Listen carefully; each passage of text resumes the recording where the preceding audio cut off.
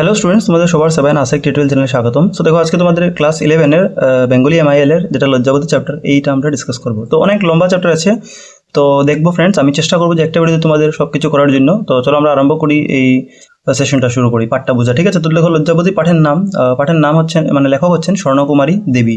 তো দেখো, মূল পাঠ এখান থেকে শুরু হচ্ছে। তো মূল পাঠটা জানার আগে আমরা পাঠের একটু ব্যাকগ্রাউন্ড জেনে নিই। অবশ্যই আমি কবি পরিচয় এখানে ডিসকাস করবো না, এটা ডিফারেন্ট, তোমরা কোশ্চেন আনসার পড়ে নিবে। এখন পাঠ বুঝ, মানে পাঠটা পড়ার আগে ব্যাকগ্রাউন্ডটা বুঝে নিই যে কিসের উপরে এই পাঠটা লেখা হয়েছে। তো দেখো, বলেছি 19 শতকের বঙ্গদেশে অধিকাংশ নারী স্বামী গৃহে অত্যাচারিত ছিলেন। তো যেটা 19 শতাব্দী ছিল, তো এখন তো 21শো শতাব্দী চলছে, তোমরা জানোই। সো 19 শতকের বঙ্গদেশে অধিকাংশ যেটা নারী ছিল, তাদের তাদের নিজের পতির গৃহে, স্বামীর গৃহে অত্যাচার করা হতো। তো এখানে লজ্জাবতী যেটা নাম আছে, সেটাও একটা মহিলার নাম, আর তার উপর কিভাবে অত্যাচার করা হয়েছে, তো এইটাই আমরা এই পাঠের মধ্যে পড়বো। তো লজ্জাবতী গল্পটাই এর উদাহরণ। আর ঠিক আছে, তো কিছুর জন্য আমরা এখানে বেশি ডিসকাস না করলে, পাঠটা বুঝলে মানে ভালোভাবে বুঝে যাবো সব জিনিস, কোশ্চেন আনসারও কভার হয়ে যাবে। অবভিয়াসলি নেক্সট ভিডিওতে আমি কোশ্চেন আনসারও নিয়ে আসবো তোমাদের। ঠিক আছে, তো তোমরা ক্লাস 11 বেঙ্গলি প্লেলিস্ট ফলো করবে, সেখানে প্রত্যেক চ্যাপ্টার আমি কোশ্চেন আনসার দিব। তো দেখো, বা এক্সপ্লেনেশন দেখো, মূল পাঠ এখান থেকে শুরু হচ্ছে। বলছে, শুনিতে পাই তাহার আসল নাম লজ্জাবতী নহে। তো বলা হচ্ছে যে তার প্রকৃত নাম যেটা লজ্জাবতী ছিল না, এটা। এরপরে বলা হচ্ছে সে ছোটবেলায় নাকি বড় অভিমানী ছিল। সো দেখো, এখানে যেটা অভিমানী ওয়ার্ডটা ইউজ করা হয়েছে, এখানে বলা হয়েছে মানে সে আর কি সবার সঙ্গে সব কথা খুলে বলতো না, এই কথাটাই বলা হচ্ছে। তো এই যে লজ্জাবতী ছিল নামের মেয়েটা, সে ছোটবেলায় যখন ছিল তো বড় অভিমানী ছিল, মানে কারোর কথা শুনতো না, বা কারোর কথা শুনে খুব রেগেও যেত, এরকম স্বভাবের ছিল আর কি। ঠিক আছে, বা বেশি কথা বলতো না মানুষের সঙ্গে। ঠিক আছে, তো এটা বলা হচ্ছে, দেখো, কোনো দোষ করিলে পিতামাহা যদি তাকে তিরস্কার করিতেন, অমনিশ লজ্জাবতী লতাটির মতো সংকুচিত জড়সড় হইয়া পড়িত। তো তোমরা নিশ্চয়ই লজ্জাবতী পাতা দেখেছো। লজ্জাবতী পাতা কি হয়, আমরা যখন টাচ করি তো সেটা কি হয়, এটা কুঁচকে যায়, ঠিক আছে, সংকুচিত হয়ে যায়। তো এরকম এই যে লজ্জাবতী ছিল, সে কি ছিল, যে বড় অভিমানী টাইপের ছিল, এই লজ্জাবতীর পাতার মতো। তো মানে যদি কোনো দোষ করতো, আর তার পিতা যদি ছোটবেলা তাকে যদি কোনো ভুল করার জন্য বকাবকি করতো, তো সে কি করতো, ওই লজ্জাবতী গাছের মতো চুপচাপ হয়ে যেত, মানে সংকুচিত হয়ে যেত আর কি। এরপর দেখো, তো এরপর বলা হয়েছে, তাহার ছোট্ট গৌরবর্ণ মুখখানি লজ্জায় লাল হইয়া উঠিত, তাহার ডাগর ডাগর হাসি হাসি হাসি হাসি চোখ দুটি জ্বলে ভরিয়া যাইত। তো এখানে বলা হয়েছে যে তাহার ডাগর ডাগর হাসি, এর মানে ওই তার যেটা ওই বড় বড় সুন্দর চোখ দিয়ে যেটা কান্নায় জল ভরে যেত, তার বাবা যখন তাকে বকাবকি করতো, তো তার ডাগর ডাগর হাসি হাসি চোখ দুটি জলে ভরিয়ে যেত। তো এটা কান্নাকাটি শুরু করে দিত আর কি, কারণ একটা অভিমানী টাইপের ছিল, আগেই বললাম, মানে বললো তারা। আর তাহার ছোট গৌরবর্ণ মুখখানি, মানে তার ছোট সুন্দর যেটা পরিষ্কার বা ফর্সা যেটা মুখ আছে, সেটাও লজ্জায় লাল হয়ে যেত যদি কিছু তাকে বকাবকি করতো তাদের বাবা তখন। হৃদয়ের ভাব লুকাইবার ইচ্ছায় আহ ইচ্ছায় লুকাইবার ইচ্ছায় হাসিতে চেষ্টা করে অশ্রু জুলে ও ম্লান হাসিতে সে এক অপূর্ব শ্রী ধারণ করিত। ঠিক আছে, অপূর্ব শ্রী ধারণ করিত। এর অর্থ হচ্ছে যে তার হৃদয়ের ভাবটা লুকাইবার জন্য, এর মানে তার মনে সে যে কষ্ট পাচ্ছে, তো সেই কষ্ট লুকানোর জন্য সে হাসার চেষ্টা করত। আর বলা হচ্ছে যে অশ্রু জলে ম্লান করিতে সে হাসিতে, মানে চোখের জল আর ম্লান হাসির কারণে তার খুব সুন্দর এবং আকর্ষণীয় লাগতো তাকে দেখতে। ওইটাই বলছি, অপূর্ব শ্রী ধারণ করিত, মানে খুব সুন্দর লাগতো এই কান্দাকাটি যখন করতো সে, মানে তার চেহারাটা খুব সুন্দর, এটাই মানে এখানে বলা হচ্ছে। তাই তাহার বাপ মা তাহাকে আদর করিয়া ডাকিতেন লজ্জাবতী। তো এর জন্য তাদের মা বাবা তাকে আনন্দে, ঠিক আছে, তাকে স্নেহ করে আর কি, ওই তাকে লজ্জাবতী বলে ডাকতেন। এরপর দেখো, লজ্জাবতীর পিতামাতা এই মধুর কোমল অভিমানের মধ্যে তাহার হৃদয় মাধুর্য প্রকাশিত দেখিতেন, তাই তাহারা সাদরে ইহার সম্মান করিয়া চলিতেন।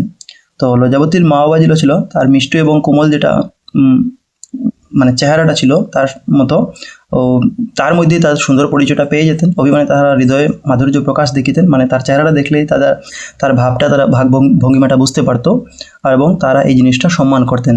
ঠিক আছে, নিজের পুত্রীর এই স্বরূপটা, তো এরা সম্মান করে চলিতেন। কিন্তু শ্বশুর গৃহে, এখন দেখো, পিতামাতার ঘর আর শ্বশুর গৃহের কন্ডিশনটা আলাদা হয়ে যায়। ঠিক আছে, পিতামাতা নিজের মাতা পিতা কি থাকেন, তুমি হাজার ভুল করো, ওনারা মাফ করে দেন, ঠিক আছে, কিন্তু সব জায়গায় এরকম হয় না। তো এখানে বলা হচ্ছে, কিন্তু শ্বশুর গৃহে লজ্জাবতীর এই অকৃত্রিম মানে আর্টিফিশিয়াল, ঠিক আছে, তো অকৃত্রিম বিনয় নম্রতা প্রসূত শিশুসুলভ সরল লজ্জা মাধুরী কখনো আদৃত হয় নাই। এখানে বলা হচ্ছে যে পিতামাতার উলট যখন সে শ্বশুর গৃহে যেত, তখন কিন্তু তার এই যে স্বভাবটা ছিল, যেটা তার মা বাবা মাফ করে দিত যে কোনো কিছু, বা মা বাবার কাছে আদর ছিল, তো তার যেটা নম্রতা ছিল এবং শিশুর মতো যেটা সরল লাজুক স্বভাবটা ছিল, এটা কিন্তু কোনো মূল্য দেওয়া হয়নি তার শ্বশুর বাড়িতে এই জিনিসগুলো, ঠিক আছে, এই স্বভাবগুলোর তার বা গুণগুলার যেটা প্রাকৃতিক। ঠিক আছে, এখানে অকৃত্রিম অবশ্য বলা হয়েছে। মানে সে এটা অকৃত্রিম কাকে বলা হয়? কৃত্রিম, অকৃত্রিম মানে যেটা ন্যাচারাল, ঠিক আছে, এটা কৃত্রিম না, মানে সেটা বানিয়ে করছে না তার ভাগভঙ্গিটা, এটা ন্যাচারাল তার, ঠিক আছে। স্কিনের গ্লো বা যেটা তার কার্য করার যেটা স্টাইল, মানে কিছু উপরে রিয়াকশন করার একটা স্টাইল, এটা অকৃত্রিম কিন্তু মানে ন্যাচারাল এটা। তারপরে দেখো, তো এই জিনিসটাকে তার শ্বশুর ঘরে কিন্তু এতটা সম্মান দেওয়া হতো না। এরপর দেখো, সংসারের নীরবতার গীতি মাহাত্ম্য সকলের প্রাণে পৌঁছে কি? তো এখানে বলা হচ্ছে যে নীরবতা এবং সরলতার সৌন্দর্য কিন্তু সবার হৃদয়ে পৌঁছায় না, ওইটাই বলেছে সবার। এটা আমার প্রশ্ন করছে, নীরবতা এবং সরল হৃদয়তা কি সবার কাছে পৌঁছবে নাকি? তুমি যে জিনিসটা তোমার মনের ভাব আছে, মনোভাবটা, যেরকম লজ্জাবতীর যে মনোভাবটা ছিল, সেই মনোভাবটা তার মা বাবা ভালো ঠিক বুঝতে পারতো, কিন্তু সব জায়গায় কিন্তু এই মনোভাবটা সবাই বুঝতে পারবে না, সবাই মনে করবে সে নাটক করছে বা এরকম, ঠিক আছে, দেখাচ্ছে, ওইটাই। এখন দেখো, সে তো প্রশংসার কাজ করিয়া টেডরা পিটাইতে জানে না, দোষের কাজ করিলেও 5 রকম কথার ছলে ঢাকিয়া লইতে পারে না, বিনা দোষে তাহাকে দোষী করিলেও তাহাতে কোনো কথা না কহিয়া অশ্রু বর্ষণ করে। এর মানে এখানে বলা হয়েছে লজ্জাবতীর স্বভাবটা, যে লজ্জাবতী যদি কোনো ভালো কাজ করে, এটাই বলা হয়েছে যে সে প্রশংসার কাজ করে টেডরা পিটাইতে মানে কি, যে সে যদি কোনো ভালো কাজ করে তো নিজের প্রশংসা করে না, সে ঘুরে ফিরে যায় আমি এটা করে দিয়েছি, এটা করে দিয়েছি, তো সে মানে প্রশংসা করে না নিজের কাছে, নিজে যেটা কাজ করেছে এটা। আর যদি কোনো দোষের কাজের মানে ভুল কাজ করে ফেলে, তখন কিন্তু সে নানা অজুহাত দেখিয়ে তা লুকাবার চেষ্টা করে না, সে যেটা করেছে এটা পরিষ্কার আর কি বলে দেয়। আর কোনো দোষ না করে যদি তাকে দোষ দেওয়া হয়, তাহলে সে কিন্তু সেটার প্রতিবাদ করে না, ঠিক আছে, তোমাকে কিছু বলবেও না, আর চুপে কানাকাটি লুকিয়ে লুকিয়ে কানাকাটি শুরু করে দেয়, এটাই বলেছে যে প্রতিবাদ না করে শুধু কাঁদা শুরু করে দেয় সে, এরকম স্বভাব, এর জন্য তার নাম লজ্জাবতী। এরপর দেখো, কিন্তু কঠোর সংসারে কোমল অশ্রুর সাক্ষ্য কয়জন সত্য বলিয়া গ্রহণ করে? এখানে কবি প্রশ্ন পড়েছেন যে কঠিন যেটা সংসার আছে বা বাস্তব জীবন যেটা আছে, সেখানে চোখের জলকে সত্যের প্রমাণ হিসাবে খুব কম মানুষই বিশ্বাস করে। তোমার চোখে জল ভাসছে বলেই তুমি যে সত্য বলে, মানুষ এরকম অনেক কম আছে সংসারে, ঠিক আছে। মা বাবা তোমার কথাটা, তোমার কন্ডিশনটা মনে বুঝতে পারবে, কিন্তু সবাই এরকম বুঝবে না। এরপর দেখো, ইহাতে বরং তাহার স্বপ্রমাণিত হয়, সুতরাং সে স্বভাবের গুণে লজ্জাবতী পিতামাতার আদরের ছিল, সেই স্বভাবের গুণেই শ্বশুর গৃহে প্রতিবাদে তাড়না সাহায্য করে। এর মানে এখানে বলা হয়েছে ইহাতে বরং তাহার স্বপ্রমাণিত হয়, এর মানে এই যে তার কথায় কথায় চোখে জল ফেলে দেয়, যদি কিছু দোষ দেয়, সে কিছুর প্রতিবাদ করে না, তো তার মা বাবা তো এই কথাটা বুঝবে, কিন্তু সংসার কি করে, সংসার মনে করবে তাকে আরো বেশি দোষ মনে করবে, যে সে ওইটাই তাহার স্বপ্রমাণিত হয়, মানে যদি কাদাকাটি শুরু করে মানুষ তাকে দোষ দেওয়া শুরু করবে। এরপরে বলা হচ্ছে, সুতরাং যে স্বভাবের গুণে লজ্জাবতী পিতামাতার আদর ছিল, সেই স্বভাবেই গুণে শ্বশুর গৃহে প্রতিবাদে তাড়না সাহায্য করে। এর মানে যে স্বভাবের জন্য তার মা বাবা কাছে সে খুব আদরের ছিল, আর সেই একই স্বভাবের জন্য তার শ্বশুর বাড়িতে কিন্তু তাকে নানা কষ্ট এবং অপমান সহ্য করতে হয়েছে, ঠিক আছে। এরপর দেখো, শীতের প্রভাত কিন্তু আজ কুয়াশা নাই, নির্মল আকাশে সূর্যের অগ্নিগোলক জ্বলন্ত মহিমায় বিরাজিত হইয়া দিক বিদিক বিভাসিত করিয়া তুলিয়াছে। এর মানে শীতের সকাল আছে, আর কিন্তু সেদিন কোনো কুয়াশা নেই, ঠিক আছে, পরিষ্কার আকাশে সূর্য উজ্জ্বলভাবে আলো ছড়িয়ে চারদিককে আলোকিত করে তুলেছে। এরপর দেখো, নিদ্রাভঙ্গে লজ্জাবতী দেখিল তাহার ঘরের দেওয়াল সূর্য কিরণে ঝিমঝিম ঝিকঝিক করিতেছে। তো যখন তার ঘুম ভাঙল লজ্জাপতি, তখন দেখলো যে তার ঘরের দেওয়ালে সূর্যের আলো ঝিলমিল করছে। ভাবিল কতই না জানি বেলা হইয়া গিয়াছে, তো সে মনে মনে ভাবছে যে হয়তো অনেক বেলা হয়ে গেছে, দেরি হয়ে গেছে উইকে উঠতে উঠে। তাড়াতাড়ি বিছানা হইতে উঠিয়া একবার মাত্র আকাশের দিকে চাহিয়া সসম্ভ্রমে সূর্য প্রণাম করিয়া নিচে নামিয়া আসিল। তো সে কি করলো, দেরি হয়ে গেছে তো এখন, তো সে তাড়াতাড়ি বিছানা থেকে উঠে আকাশের দিকে তাকালো এবং সূর্যকে প্রণাম করে নিচে নেমে এলো। এখন নিচে নেমে মানে হয়তো তাদের ঘরে 2 তলা এরকম আছে, যে উপর থেকে নিচে নামে আসলো, 2 তলা হয়তো সে থাকতো, ঠিক আছে। তো এখন দেখো, তাহার পর তাড়াতাড়ি স্নান সমাপন করিয়া দ্রুতপথে রন্ধন গৃহে আসিয়া দেখিল। এরপরে তাড়াতাড়ি সে স্নান শেষ করে দৌড়ে মানে তাড়াতাড়ি এসে রান্নাঘরে এসে দেখলো কি, যে তাহার যা তখনও রান্নাঘরে আসেন নাই। তো তাহার যেটা যা আছেন সে এখনো রান্নাঘরে আসেন নাই। তো ওইখানে যা বলতে ঠিক কি বোঝাচ্ছে আমরা পাঠটা আগে পড়লে বুঝবো। তো তাহার যা 29 জায়গায় যা আছে, তাহার যা তখনও রান্নাঘরে আসেন নাই। তো তিনি গিয়ে এখানে দেখলেন যে তার যেটা যা আছেন সেটা কিন্তু তখন আসেননি। এরপর দেখো, দাসী উনুন ধরাইয়া বাটনা বাটিতেছে। তো যে দাসী আছে মানে ওই যে ঘরে কাজ করার মেয়ে থাকে, তো ওইটাই চুলা জ্বালিয়ে আর কি এখানে মশলা বাটনা বাটিতেছে। সে তখন নিঃশ্বাস ফেলিয়া সুস্থিরভাবে কুটনার আয়োজন করিয়া লইয়া কুটা কুটিতে বসিল। তো সে তখন স্বস্তির নিঃশ্বাস একটা ফেলে শান্তভাবে ওই সবজি কাটার প্রস্তুতি নেওয়া শুরু করলো, এটাই বলছে লইয়া কুটা কুটিতে বসিল। তো এখানে কুটা কুটিতে বলতে অ্যাকচুয়ালি সবজি কাটার প্রস্তুতি নিচ্ছে, এটাই বোঝাচ্ছে। এবার দেখো, সেদিন তাহার রাধিবার পালানো হয়। এর মানে ঘরের মধ্যে যদি 2-3 জন বউ থাকে বা আলাদা, তো সবকে মানে আর কি ডিস্ট্রিবিউশন করে দেওয়া হয়েছে কাজটা, যে তুমি এই অমুক দিন করবে, তুমি এই দিন, তো একটা রুটিন বানানো হয়েছে। তো সেদিন কিন্তু তার রান্না করার দায়িত্ব ছিল না, তো কার ছিল, তো বড় বউ রাঁধিবেন, সে জোগাড় দিবে মাত্র। তো সেদিন বড় বউ যে ছিল ঘরের, এর মানে লজ্জাবতী ছোট বউ, তো বড় বউ রান্না করবেন আর সে শুধু মানে সেদিন জোগাড় দিয়ে মানে তার সাহায্য করবে, ঠিক আছে। এরপর দেখো তাহার কুটনা কুটা প্রায় শেষ হইয়াছে, এই সময় শাশুড়ি আসিয়া সহাস্য মুখে কোমল সুরে বললেন, বৌমা শুনেছ? তো এখন তার সবজি কাটার প্রায় শেষ হয়ে গিয়েছিল, এমন সময় শাশুড়ি হাসি মুখে কোমল স্বরে তাকে বললেন যে, বৌমা তুমি শুনছো? এখানে যেটা আমরা যা পড়েছিলাম 29 জায়গায়, এটা অ্যাকচুয়ালি বড় বৌদি আছে, কারণ এখানে বললো না যে তাহার যা তখন রান্নাঘরে আসেন নাই, তো এটা যা মানে ওই তার বড় বউ ঘরের যে ছিল ওনার দায়িত্ব ছিল ওই দিন রান্না করা, তো যা বলতে বড় বউকে বোঝানো হয়েছে, ঠিক আছে। এরপর দেখো দ্বাদশ বৎসর লজ্জাবতী শ্বশুর গৃহে আসিয়াছে, এমন সাদরে শাশুড়ি তাহার সহিত কথা কহিয়াছেন বলিয়া তাহার মনে নাই। এর মানে এখানে বলা হচ্ছে যে ওই যে লজ্জাবতী যে আছে সে 12 বছর ধরে লজ্জাবতী তার শ্বশুর বাড়িতে আছে, ঠিক আছে, মানে লজ্জাবতীর 12 বছর হয়ে গেছে বিয়ার, কিন্তু এত স্নেহ এবং আদর করে কিন্তু তার শাশুড়ি তার সঙ্গে কোনোদিন কথা বলেছেন তার এমন মনে পড়ে না। এখানে বলা হচ্ছে সেই তাহার দিকে চাইতে গিয়া থতমত খাইয়া আঙ্গুল কাটিয়া ফেলিল। ও তো এই তার শাশুড়ি তার প্রতি সেদিনের যে ব্যবহার, তার অত মানে প্রেম আকারে, মানে অত স্নেহ দিয়ে তাকে তার শ্বশুরি তার সঙ্গে কথা বলছেন, তো এই জিনিসটা দেখে সে কিন্তু সে শাশুড়ির দিকে যখন তাকাতে গেল তখন সে ভুল করে মানে কি নিজের আঙ্গুলটা কেটে ফেললো। এরপর দেখো শাশুড়ি বললেন, শুনেছ ফুলকুমারী আসছে? তো তার শাশুড়ি কি বললেন যে, শুনছো ফুলকুমারী আসছে।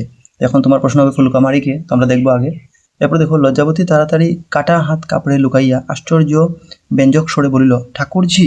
তো দেখো এখন লজ্জাবতী তখন দ্রুত তার যেটা হাতে মানে কাটিয়ে গেছিল সেটা কাপড় দিয়ে লুকিয়ে কোনো মতে বলল তার শাশুমা, তার, ঠিক আছে, যে ঠাকুরজি আসছেন। এখন ঠাকুরজি বলতে এখানে ননদকে বলা হয়েছে, এর মানে ননদকে, তো ওই স্বামীর বোনকে বলা হয় ননদ, ঠিক আছে। তো এখানে ঠাকুরজি বলতে এখানে ননদ বলা হয়েছে, মানে লজ্জাবতী ননদ এসেছেন অনেক বছর পর এখানে, ঠিক আছে, নিজের বাবার বাড়িতে। এবার দেখো আশ্চর্য হইবার কথা, লজ্জাবতী শ্বশুর গৃহে আসিয়া অবধি কখনো এ পর্যন্ত তাহাকে দেখে নাই। তো এখন অত বছর হয়েছে, 12 বছর হয়ে গেছে তার আসার, এখনই বললাম যে সে শ্বশুর বাড়িতে আসার পর থেকে কিন্তু ওই ফুলকুমারীকে কোনোদিন দেখেনি, ঠিক আছে, তার ননদকে দেখেনি, ঠাকুরজিকে। এবার দেখো চতুর্দশ বৎসর হইল ফুলকুমারীর বিবাহ হইয়াছে, এর মানে ওই তার ননদের বিয়ার প্রায় 14 বছর আগে হয়েছিল, আর বিবাহের পর একবারও সে বাপের বাড়ি আসেন নাই, আর বিয়ের পর সে একবারও তার বাবার বাড়িতে আসেন নাই। শ্বশুর ধনী লোক, পুত্রবধূকে এই গৃহস্থ ঘরে পাঠাইতে অপমান জ্ঞান করিতেন। এর মানে ওই ফুলকুমারীর যে শ্বশুর ছিলেন তিনি ধনী ব্যক্তি ছিলেন, তাই তিনি তার বউকে ওই সাধারণ বাড়িতে সেখানে পাঠানোকে নিজের অপমান বলে মনে করতেন আর কি, ঠিক আছে, তার পুত্রবধূকে। তো এখানে বলা হচ্ছে শ্বশুরের মৃত্যুর পর তাই এতদিনে ফুলকুমারী পিত্রালয়ে আসিতেছে। এখন শ্বশুর যখন ছিলেন তখন তাকে পাঠাতেন না, অপমান বলে মনে করতেন নিজেকে, এর জন্য যে গরিব ঘরে কেন পাঠাবেন, কিন্তু এখন শ্বশুর মারা যাওয়ার পর ফুলকুমারী এতদিনে তার বাবার বাড়িতে এসেছে প্রথমবারের জন্য। এরপর দেখো শাশুড়ি আবার বলিলেন, আজ কার রাধার পালা? তো এখানে তার শাশুড়ি জিজ্ঞাসা করলেন যে আজকে কি কার রান্নার পালা, বড় বউয়ের বুঝি? তো শাশুড়ি বললেন আর কি, আজ কি বড় বউয়ের রান্না করার পালা? তা দেখো বৌমা, বড় মানুষের বউ এতদিন পরে আসছে, যত্নের জন্য কিছু কম না হয়। এখন ওই শাশুড়ি বলছেন যে দেখো বৌমা, যে সে বড় লোকের বউ অনেকদিন পরে বাড়ি এসেছে, আর তার যেন খেয়াল যেটা করার জন্য তার অতিথি আপ্যায়ন যেটা, এটা যাতে কোনো ত্রুটি না থাকে তার মধ্যে, ঠিক আছে। এরপর দেখো শাশুড়ি চলিয়া গেলেন, তো এই জিনিসটা বলে শাশুড়ি সেখান থেকে গেলেন, আর তার চলে যাওয়ার পর কাটা আঙ্গুল জলে ডুবাইয়া ধরিয়া লজ্জাবতী ভাবিতে লাগিল, আজ সে সুপ্রভাত আনিয়াছে, সে না জানে কিরূপ কল্যাণ রূপী উষাময়ী প্রতিমা। তো মানে লজ্জাবতী মনে করছে যে আজকের সকালটার জন্য কোনো শুভ এবং মঙ্গলময় বার্তা নিয়ে এসেছে, এরকম তার মনে হলো, কারণ সেদিন ফুলকুমারীর আগমন হলো, মানে ফুলকুমারী আসলো, আর সে যেদিন আসলো তার শাশুড়ির ব্যবহার কিন্তু এত ভালো ব্যবহার তার প্রতি সেই দিনই, তো সেইটাকে একটা শুভ লক্ষণ আর কি মনে রাখলো, ওইটাই মনে করলো। তো এটা বলা হচ্ছে যে সে জানি না কিরূপ কল্যাণ রূপী উষাময়ী প্রতিমা, তো এখানে ওই ফুলকুমারীকে বলা হয়েছে যে সেটা কল্যাণরূপী উষাময়ী প্রতিমা, মানে ওই শুভ মানে কোন আর কি সংকেত, সেটা যেমনি এটাই। এরপর দেখো তাহার আগমনে এই কঠোর অন্ধকার প্রান্তর এতদিনে বুঝি প্রেমালোকে আলোকিত হইয়া উঠিবে। বলছে যে ফুলকুমারীর আগমনে এই কঠোর যেটা এবং নিরানন্দ যেটা পরিবেশ আছে তাদের মধ্যে, যেটা মানে শাশুড়ি বা তার প্রতি যেটা পটে না, একজনের কথা শুনে না, ঠিক আছে, ভালোবাসা নেই, তো এই জিনিসটা হয়তো সে আসার পর এই ভালোবাসার আলোয় ঘরে উঠবে, ঘরে, ঠিক আছে, সমস্ত পরিবেশটা এইটা বলা হচ্ছে। এরপর দেখো এই অপূর্ব আনন্দে তাহার হৃদয় পরিপূর্ণ হইয়া উঠিল, আর তার মন এই অসাধারণ আনন্দে ভরে গেল এটা ভেবেই। এরপর দেখো এক কন্যা তাহে ধনির ঘরণী গৃহে আসিতেছে আবার অনেক দিনের পর, চৌধুরী বাড়ির অন্তপুরে আজ পর্বতসবের ধুম, কাহারও মুহূর্ত দাঁড়াইবার অবকাশ নাই। সো বলা হচ্ছে যে ওই যে একে কন্যা, তো মানে ওই ঘরের আর কি এক কন্যাই ছিল। তো এটাই এক কন্যা 14 বছর পরে বাপের বাড়িতে এসেছে। আর সে আবার ধনী ঘরের গৃহবধূ, কারণ তার বিয়ে যেটা হয়েছে ধনী ঘরে হয়েছে। এবং অনেক বছর পরে যেহেতু সে বাড়িতে ফিরেছে, বলা হচ্ছে চৌধুরী বাড়ির অন্তঃপুরে আজ পর্বতস্বরে ধুম, মানে ওই চৌধুরী বাড়ির মহিলাদের অংশে আজ উৎসবের মতো একটা আনন্দ এবং ব্যস্ততা। এর মানে ওই যে লজ্জাবতী যে ঘরে বিয়ে হয়েছে তার শাশুড়ির কথা, ওই ঘরের চৌধুরী, মানে এখানে তার টাইটেল হয়তো চৌধুরী, ঠিক আছে, ওইটাই বলা হচ্ছে। এরপরে দেখো বধূগণ কাহারও মুহূর্ত দাঁড়াইবার অবকাশ নাই। এর মানে সেই দিন কারো এক মুহূর্ত ফাঁকা সময় নেই, কারণ সব ব্যস্ত, যে নতুন বউ ঘরে মানে বউ অতদিন পরে ঘরে এসেছে ধনী ঘরে, তার খেয়াল করতে লাগবে সব কিছু, এর জন্য সব ব্যস্ত, ঠিক আছে, রান্না বাড়া করতে বা, ঠিক আছে। তারপর দেখো বধূগণ রাঁধিতে ব্যস্ত, দাসীগণ জোগাড় দিতে ব্যস্ত, গৃহিণী আনাগোনা ও ফরমাস করিতে ব্যস্ত, ছোট ছোট ছেলে মেয়েরা পিসিমা আসিতেছেন বলিয়া আনন্দ কোলাহল করিয়া চুরোচুরি করিতে ব্যস্ত। এই ব্যতিব্যস্ততার মধ্যে চাকর আসিয়া খবর দিল দিদিমণি আসছেন গো। তো এখন দেখো ওই দিন কি হলো, যে বউরা তারা রান্না করতে ব্যস্ত, দাসীরা তারা ওই রান্নার জন্য যেটা উপকরণ জিনিস লাগে এগুলো জোগাড় করতে ব্যস্ত, আর যারা গৃহিণী আছে মানে যারা ঘরের কাজ করেন ওরা, বউরা যারা আছেন তারা এদিক ওদিক ওই ঘুরে কাজের নির্দেশ দিচ্ছেন যে এটা কাজ করো এটা কাজ করো। আর ছোটো ছোটো যারা বাচ্চারা আছে তারা কি বলছে, তো তারা পিসিমা আসছেন বলে আনন্দে দৌড়াদৌড়ি করছে আর কি, ওইটাই, ঠিক আছে। তারপরে এই ব্যতিব্যস্ততার মধ্যে চাকর আসা খবর দিল দিদিমণি আসছেন গো। তো এখন এই ব্যস্ততার মধ্যে তারা সব আগের থেকে বিজি ছিল যে উনি আসবেন বলে রেডি করার জন্য। তো একজন চাকর এসে তখন খবর দিল যে দিদিমণি এসে গেছেন, এর মানে ওই ফুলকুমারী এসে গেছেন আর কি। তো চাকর দাসী ছেলে মেয়ে গৃহিণী সকলে উঠানে আসিয়া দাঁড়াইলেন। লজ্জাবতী তাড়াতাড়ি হাতা বেড়ি ফেলিয়া মাতৃদেবীর তিরস্কার না মানিয়া দ্বার দেশে আসিয়া উকি মারিল।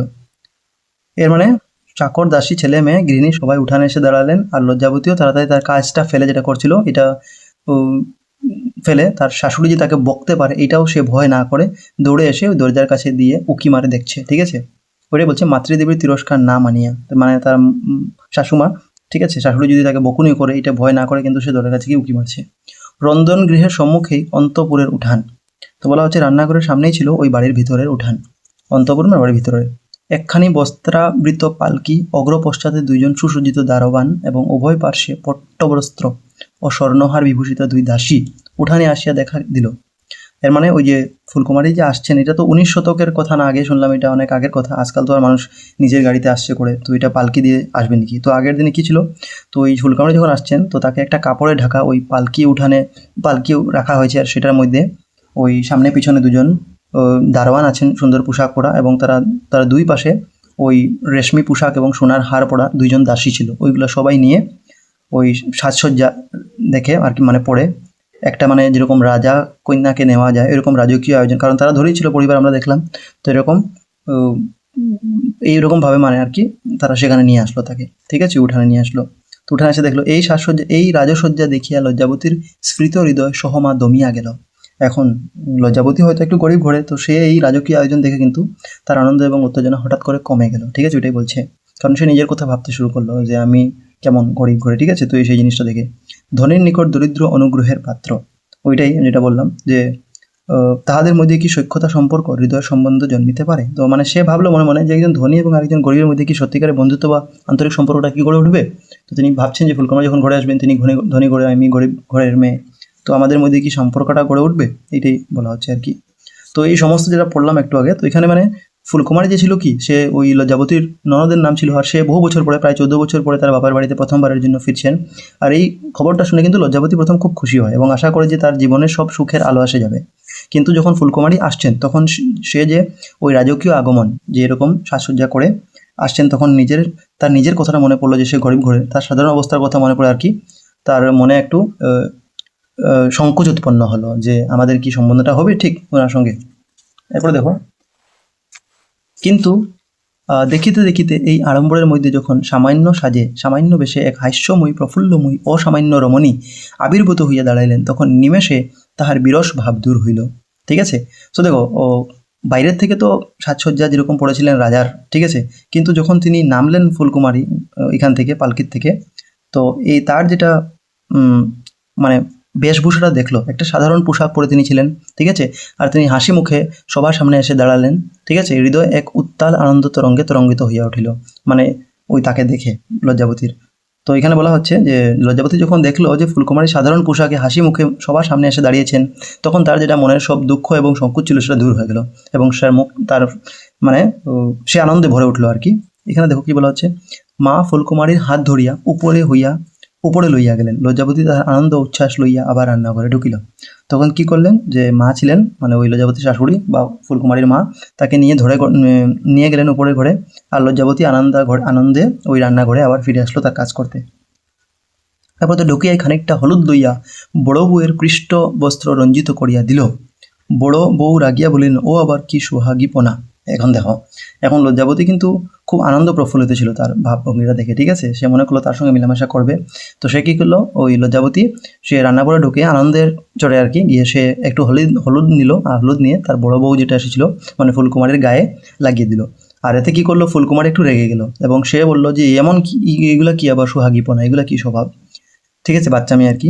সে হাসিয়া অস্থির হইল। এখন লজ্জাবতী কিন্তু হাসি থামাতে পারছিল না তারই কথা, কারণ লজ্জাবতী মনে করছে সে হয়তো ঢং করছে, এর জন্য ছোটো বলছে।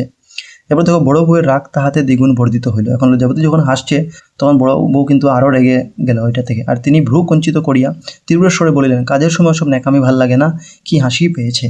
তো এখন বড় বউ বলতে শুরু করলো তাকে যে রাগ করে, যে কাজের সময় এইসব তুমি করো না, এইরকম ভাল লাগে না, ঠিক আছে। এটা আবার হাসির কি হয়েছে এখানে, এটাই বলছেন কি হাসি পেয়েছে। ছোট বউ বুঝিল যে কাজটা ভালো করিতেছে না। এখন লজ্জাবতী বুঝতে পারলো যে আমি এটা ভালো করলাম না, ঠিক কাজ করিনি। তবুও হাস্য সম্বরণ করিতে পারল না। হাস্য সম্বরণ মানে সে হাসিটা থামাতে পারছে না, ঠিক আছে, তার হাসিটা কন্টিনিউ আসে, ঠিক আছে, মুখে। বড় বউ আবার বলিলেন, ভালো আদুরে পোনা শিখেছিলি, আদুরে গিরি ফলাতে হয় বাপের বাড়ি গিয়ে ফলাস, আমাদের ওসব ভাল লাগে না। সো এখন দেখো বড় বউ আবার তাকে বলো লজ্জাবতীকে যে বেশ কিছু এগুলা শিখেছো, ঠিক আছে, আদুরে পোনা, এসব আদর আবদারে তুমি নিজের বাপের বাড়িতে বাবার বাড়িতে গিয়ে দেখাও, আমাদের এখানে এসব পছন্দ হয় না, ওইটা বলছে। এই কথায় তাহার অন্তর্বিদ্ধ হইল, নয়ন সজল হইয়া উঠিল, তবুও সে হাসিতে লাগিল। আর বড় বউয়ের এই কথাগুলো শুনে কিন্তু লজ্জাবতীর মন খুব কষ্ট পেল, তার চোখে জল এসে গেল। তবুও সে মানে তার হাসি মুখটা বজিয়ে রাখলো, সবের সামনে দেখালো না যে সে দুঃখ পেয়েছে বলে। অনেক দিনের পর তাহার স্বাভাবিক শিশু সুলভ চপলতা ফিরিয়া আসিয়াছে। এর মানে ওই যে ছোটোবেলায় তার বাবা যখন তাকে গালাগালি করতো, বকাবকি, তখন সে কান্নাকাটি শুরু করতো। তো এটাই বলছে, অনেক দিনের পর তার ছোটোবেলার মতো ওই স্বাভাবিক চঞ্চল এবং ওই আনন্দময় স্বভাবটা ফিরে এসেছিল। এরপর দেখো, আর লুকাইয়া এত তরফা দেখা নহে, এবার চোখে চোখে মিলন। তো বলা হচ্ছে যে আর লুকিয়ে দেখা নয়, এবার সামনাসামনি সাক্ষাৎ হলো, মানে ওই ফুলকুমারীর সঙ্গে। বধূরা অন্য ব্যঞ্জন, ক্ষীর নবনী, দধি দুগ্ধ ফল মিষ্টান্ন সজ্জিত করে দাঁড়িয়ে আছে। মা কন্যাকে ভোজন স্থানে লইয়া আসিলেন। তো যারা বউরা ছিলেন ঘরের, তারা নানা রকম খাবার সাজিয়ে রেখেছে। আর মা যেটা আছেন তিনি তার মেয়েকে মানে ফুলকুমারীকে খাবার জায়গায় নিয়ে আসলেন খাইটা বলে। আহারের সরঞ্জাম দেখিয়া ফুলকুমারী বড় বউকে সম্বোধন করিয়া বলিল, এ কি করেছিস লো, এত কেন, আমি কি গুরু ঠাকুরন হয়ে এসেছি নাকি। তো এখন বউরা যখন ওই ফুলকুমারীর জন্য বিভিন্ন ধরনের ব্যঞ্জন প্রস্তুত করেছে, ঠিক আছে, তো তখন সে কিন্তু ফুলকুমারী বড় বউকে তখন বললেন যে এত আয়োজন কেন আমার জন্য, আমি কি কোনো বিশেষ অতিথি হয়ে এসেছি নাকি এখানে, ওইটাই বলা হচ্ছে। বড় বউ অর্ধ ঘুমটার মধ্য হইতেই আস্তে আস্তে বলিল, তা নইলে এতদিন পরে বাপের বাড়ি আসিস, এখন বস রান্নার যেন নিন্দে না হয়, পাতে পড়ে থাকলেই বুঝবো রুচলো না। আহ আচ্ছা, তো বড় বউ তখন বললেন যে অনেকদিন পরে তুমি যেহেতু এসেছো বাবার বাড়িতে, তাই এত আয়োজন হচ্ছে, আর এখন বসে খাও চুপচাপ, ঠিক আছে। তো খাবার পাতে যদি তুমি কিছু বাকি থাকে তোমার, আমি যদি দেখি যে কিছু খাবার পাত্রের মধ্যে যেটা আছে, থালার মধ্যে যেটা কিছু বাকি রইলো, তো বুঝবো যে তোমার খাওয়াটা ভালো লাগেনি। এইগুলা ঘরের বউ বলছেন, ঠিক আছে, অর্ধ ঘন্টার মধ্যেই। মরে যাই, আমি কি রাক্ষস নাকি, ও ও কে, বড় বউ। তো ফুলকুমারী মজা করে বললেন তখন যে আমি কি রাক্ষস নাকি, এত খাবার কে বানিয়েছে, বড় বউ। মা তাহার উত্তরস্বরূপ বললেন, না জানিস নে ফুলি, ও ছোট বউ। তখন মা বললেন যে ওকে চিনিস না ফুলি, ওই আমার ছোট বৌদি, ঠিক আছে, ছোট বউ। কি করেই বা জানবি, শ্বশুর পুরার মুখ হেমের বিয়েতেও তো একবার পাঠালে না, এত করে বললুম, তা এক বেলাও না, এমন জানলে কি অমন ঘরে মেয়ে দিই।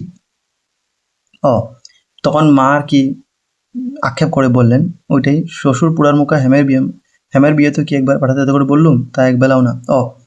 এর মানে তখন মা আর কি আক্ষেপ করে বললেন, আর একটু দুঃখের সহিত বললেন আর কি, যে তোর শ্বশুর তো হেমের বিয়ে তো তোকে একবারও পাঠাননি। এর মানে এখানে হেম বলতে কার জানো, এটা লজ্জাবতীর জামাইয়ের নাম, ঠিক আছে, জামাইয়ের নাম হেম। এর মানে ফুলবতীর ভাইয়ের নাম, ঠিক আছে, হেম। তো এটাই বলা হচ্ছে যে শ্বশুর তো তোকে তোর ভাইয়ের মানে হেমের বিয়ে তো তোকে একবারও পাঠাননি। আমি অনুরোধ করেছিলাম অনেক, এটা মা বলছেন আর কি ফুলকুমারীকে, কিন্তু তাও তিনি পাঠাননি। যদি আগে জানতাম তাহলে তো তোকে এমন ঘরে মানে বাড়ি বিয়া দিতাম না এমন বাড়িতে, এটাই বলছেন শাশুড়ি, মানে অ্যাকচুয়ালি ফুলকুমারী মা ফুলকুমারীকে বলছেন। ঠিক আছে, এখন দেখো ফুলকুমারী ইত্যবসরে ছোট বউয়ের নিকট আসিয়া বলিল, আহ, এই দেখো কি বলছে, এই আমাদের ছোট বউ। এর মানে মানে ফুলকুমারী আর কি ওই ছোট বউয়ের কাছে এসে বলল যে এই তো আমাদের ছোট বউ, দেখি তো ছোট বউ, দেখি তো আমাদের ছোট বউ, দেখিল দেখিল মুখ খোলো, মানে ওই ঘুমটা খুলতে বলছে। তো বলিতে বলিতে সে তাহার ঘুমটা উঠাইল। ছোট বউ একটু হাসিয়া আবার ঘুমটা টানিয়া দিল। তো বলতে বলতে ফুলকুমারী তার ঘুমটা সরিয়ে দিল, আর লজ্জাবতী লজ্জা পেয়ে একটু হেসে আবার ঘুমটাটা টেনে নিল। এরপর দেখো ফুল বলিল, ও মা বেশ বউ হয়েছে, দাদা দেখছি ছবির মতো বউ করেছে। তো ফুলকুমারী লজ্জাবতীর চেহারাটা দেখে বলল যে খুব সুন্দর বউ হয়েছে, দাদা যেন ছবির মতো বউ করেছে। ঠিক আছে, মানে টিলিমে সিনেমায় যেরকম দেখা যায় এরকম। ছোট বউয়ের দিকে চাহিয়া হাসিতে হাসিতে ফুল এক কথা বলিল। ছোট বউ হাসিয়া মুখ হেট করিয়া ঘিয়ের বাটি ভাতের থালার কাছে আর একটু সরাইয়া রাখিল। এর মানে ওই ফুলকুমারী মজা করে আর কিছু বললো, তো লজ্জাবতী তখন লজ্জা পেয়ে ওই হেসে হেসে মাথা নিচু করলো, এবং যেটা ঘিয়ের বাটি ছিল সেটা ভাতের থালার কাছে যেটা ছিল রাখা সেটা সেখান থেকে সরিয়ে রাখলো। ঠিক আছে, ভাতের থালার কাছে ঘিয়ের বাটিতে সরালো। কাজকর্ম শেষ করিয়া বিকালে লজ্জাবতী উপরে উঠিতেছে। তো কাজকর্ম শেষ করার পর বিকালবেলা লজ্জাবতী ওই 2 তলা যাচ্ছে হয়তো। ঠিক আছে, তো আর একবার দেখিবার জন্য সে তৃষিত। ফুলের সেই প্রফুল্ল ভাব, সহাস্য দৃষ্টি, সাদর মধুর কথা সমস্তক্ষণ তাহার মনে তরঙ্গ তুলিয়াছে। এবার দেখো, তো বিকেলে কাজ শেষ করে লজ্জাবতী আবার ফুলকুমারীকে দেখার জন্য ওইটাই সে বিকালে লজ্জাবতী উপরে উঠিতেছে। তো লজ্জাবতী আবার কিন্তু তার কাম শেষ করে বিকেলে কাজ শেষ করে লজ্জাবতী আবার ফুলকুমারী দেখার জন্য সে উপরে উঠছে, মানে 2 তলায় থাকে মানে ফুলকুমারী। আর তার খুব ইচ্ছা হচ্ছিল যে তাকে একবার দেখা করবে তার সঙ্গে। ফুলের সেই প্রফুল্ল ভাব, সহাস্য দৃষ্টি, সাদর মধুর কথা সমস্তক্ষণ তাহার মনে তরঙ্গ তুলিয়াছে। লজ্জাবতী নববধূর ন্যায় সলজ্জ আগ্রহে অধরের মৃদু হাসি চাপিয়া অধীর চরণ ধীরে ধীরে নিক্ষেপ করে 2 তলায় আসিয়া দাঁড়িতেছে। এমন সময় পটুরানী আসে বলিল, মা আমার ফুল কাটা ফিতে দে, পিসিমা চুল বেঁধে দেবে। আচ্ছা, এখানে পটুরানী কিন্তু অ্যাকচুয়ালি লজ্জাবতীর মেয়ের নাম হবে, তোমরা দেখবে পটুরানী। ঠিক আছে, এখানে পটুরানী লেখা ছিল। হ্যাঁ, তো দেখো কি হচ্ছে যে বিকেলে কাজ শেষ করে লজ্জাবতী তার সব শেষ করে ফুলকুমারীকে দেখার জন্য ওই 2 তলায় উঠছিল। ঠিক আছে, তখন তার খুব ইচ্ছা হচ্ছিল, কারণ তাকে দেখার জন্য। তো ফুলকুমারী কি করলো, ফুলকুমারী যেটা হাসি মুখ স্বভাব ছিল, তার স্নেহময় যেটা দৃষ্টি ছিল যখন সে লজ্জাবতীর সঙ্গে বার্তা করেছিল, এবং তার যে মিষ্টি কথাগুলো ছিল সেই সবসময় কিন্তু সেই কথাগুলো লজ্জাবতীর মনে খুব আনন্দের ঢেউ তুলছিল। ঠিক আছে, এর জন্য লজ্জাবতী কি করছে, যেরকম লজ্জাবতী তো এরকম নববধূ, তো সেই ঘরে নতুন বউ আছে সেই ঘরে, তো সেরকম সে লাজুক আনন্দ নিয়ে ওই তার মুখে তার ঠোঁটে একটা মৃদু হাসি রেখে, সামান্য হাসি রেখে ধীরে ধীরে লজ্জাবতীর 2 তলায় চাপা শুরু করলো। তখন এমন সময় কি হলো, এই যে পটুরানী সেখানে আসলো। ঠিক আছে, তো এমন সময় পটুরানী এসে বললো যে মা আমার ফুল আর ফিতাটা দাও। ঠিক আছে, এর মানে পটুরানী যেটা আছে এটা আমি বললাম না, এটা লজ্জাবতীর মেয়ের নাম। তো এমন সময় পটুরানী বলছে, মা আমার ফুল কাটা ফিতে দে, তাই আমার ফুল কাটা তুমি ফিতাটা দেও, আর পিসিমা আমার চুল বেঁধে দেবেন। ঠিক আছে, এরপরে দেখো লজ্জাবতী তখন সহসা স্বপ্নরাজ্য হইতে ভূতলে অবতীর্ণ হইলেন। তখন লজ্জাবতী যেন স্বপ্নের জগৎ থেকে বাস্তবে ফিরে আসলো যখন পটুরানী তাকে কথাটা বললো, কারণ তখন সে মনে মনে স্বপ্ন যেরকম দেখছিল, ভেবে ভেবে যাচ্ছিল ওই ফুলকুমারীর কথাটা। বিস্মিত ভাই বলিলেন, সে কি, তোর ফুল কাটা তো আমি রাখিনি। তো সে পটুরানীকে জবাব দিল লজ্জাবতী যে কি বলছিস, আমি তো তোর ফুল আর ফিতাটা রাখিনি। তো মেয়ে বলিলি রাখিসনি কি, সেই যখন তুই কুটনো করছিলি আমি তোর কাছে রেখে এলুম। তখন পটুরানী তার মেয়ে বলল যে যখন তুমি সবজি কাটছিলে তখন আমি তোমার কাছেই তো রেখে গিয়েছিলাম। তো কই আমি তা জানি নে, আমাকে তো বলে আসিসনি। তো এখন লজ্জাবতী জবাব দিচ্ছে যে আমি তো জানি না, তুই আমাকে তো বলেও যাসনি। মেয়ে বলিয়া আসে নাই সেটা ঠিক, কিন্তু মা যে তুলিয়া রাখেন নাই সেটা তো আর তাহার দোষ নহে। তো এখানে বলা হচ্ছে যে মেয়ে একটু রাগ করে তার মেয়েটা বললো পটুরানী যে তোমার কাছে রেখে গেছি, সেটা আবার আলাদা করে বলতে হবে নাকি। এই পটুরানী বলছে যে ঠিক আছে আপনি তুলে রাখেন নাই, তো সেটা কি আমার দোষ নাকি, আমি তো সেখানে রেখেছিলাম। পটুরানী বলছে আর কি, মা আর মেয়ের মধ্যে কথা হচ্ছে। এবার দেখো সেই মুখ ঝামটা দিয়ে বলিল, কাছে রেখে এলুম, তার বলে আসবো কি, ওই পটুরানী বলছে যে একটু রাগ করে বলছে যে তোমার কাছে রেখেছি সেটা আবার আলাদা করে তোমাকে বলতে হবে নাকি, তাড়াতাড়ি আমার জিনিসটা দাও, শীঘ্র আমার দড়ি কাটা দে। ওইটাই। এরপর লজ্জাবতী নিজের দুষ্টাও মনে মানিয়া লইয়া তাহাকে আর কিছু না বলিয়া খুঁজিতে আবার নিচে নামিলেন। আর ফুলকুমারীকে দেখিতে যাওয়া হইল না। তো এখন লজ্জাবতী তার স্বভাব মতো, যেটা লজ্জাবতী পাতার মতো স্বভাব আগে বলেছিল, তো সে নিজের ভুলটা ভেবে কিছু না বলে কিন্তু সে নিচে নেমে আসে, আবার খুঁজতে লাগলো ওই পটুরানীর যেটা হারিয়েছিল। ঠিক আছে, ফুল কাটা ফিতাটা। তো এর ফলে কি হলো, ফুলকুমারের সঙ্গে তার দেখা হলো না সেই দিন। এরপর দেখো, এদিকে দাসী আসিয়া গৃহিণীকে বললি, দিদিমণির বিছানা তো করে এনু, তা গায়ের ন্যাপ কি দিব একটা দাও। এখন এদিকে দাসী এসে গৃহিণীকে বলল যে দিদিমণি বিছানা তৈরি করেছি, কিন্তু গায়ে দেওয়ার জন্য একটা লেপ দিন। ঠিক আছে, এখানে বলছে দাসী। তো ফুলকুমারী তখন বড় বউয়ের ঘরে তাহার সহিত গল্প করিতেছিল। আর যখন দাসী আসলো তখন ফুলকুমারী কিন্তু বড় বউয়ের ঘরে বসে গল্প করছিল। ঠিক আছে, বড় বউ, লজ্জাবতী না, কিন্তু লজ্জাবতী ঘরে ছোট বউ, তো তার যেটা বড় বউ ছিল ঘরে তার সঙ্গে ফুলকুমারী কথা বলছেন। তখন এই দাসী তখন আসে যে দিদিমণি বিছানা তৈরি করেছি, কিন্তু গায়ে দেওয়ার জন্য একটা লেপ দিন। এরপরে দেখো, গৃহিণী একাকী ছিলেন, দাসীর কথায় তিনি তাহার তল্পা খুঁজিয়া একটা ভালো লেপ পাইলেন না। সব ছেঁড়া পাতা চলে, কিন্তু বড় মানুষের বউকে গায়ে দিতে দেওয়া যায় না। যখন দাসী এসে বলল যে আমাকে তো গায়ে দেওয়ার জন্য একটা লেপ দিন, তখন কি করলো, গৃহিণী যে ছিল ঘরের, মানে ওই যে বড় বউ, তিনি একলা ছিলেন। তো তিনি খুঁজে আর কি কোনো ভালো লেপ খুঁজে পেলেন না, কারণ ঠান্ডার দিন ছিল হয়তো। আর যেগুলো লেপ পেলেন তিনি, সেগুলো সব পুরানো এবং ছেঁড়া ছিল। আর সেগুলো কিন্তু এমন ধনী পরিবারের বউকে কিন্তু তা দেওয়া উচিত নয়, এটা দেওয়া যাবে না। ওইটাই তিনি একটু চিন্তায় পড়ে গেলেন এটা ভেবে যে কি দিবেন।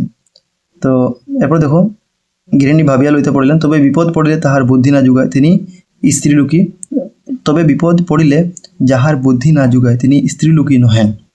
আচ্ছা, এর মানে এখানে বলা হচ্ছে যে বিপদের সময় যে নারী বুদ্ধি খাটাতে পারে না সে কিন্তু প্রকৃত ঘরের গৃহিণী নয়, সে ঘর সামলাতে পারবে না, এটাই বলা হচ্ছে।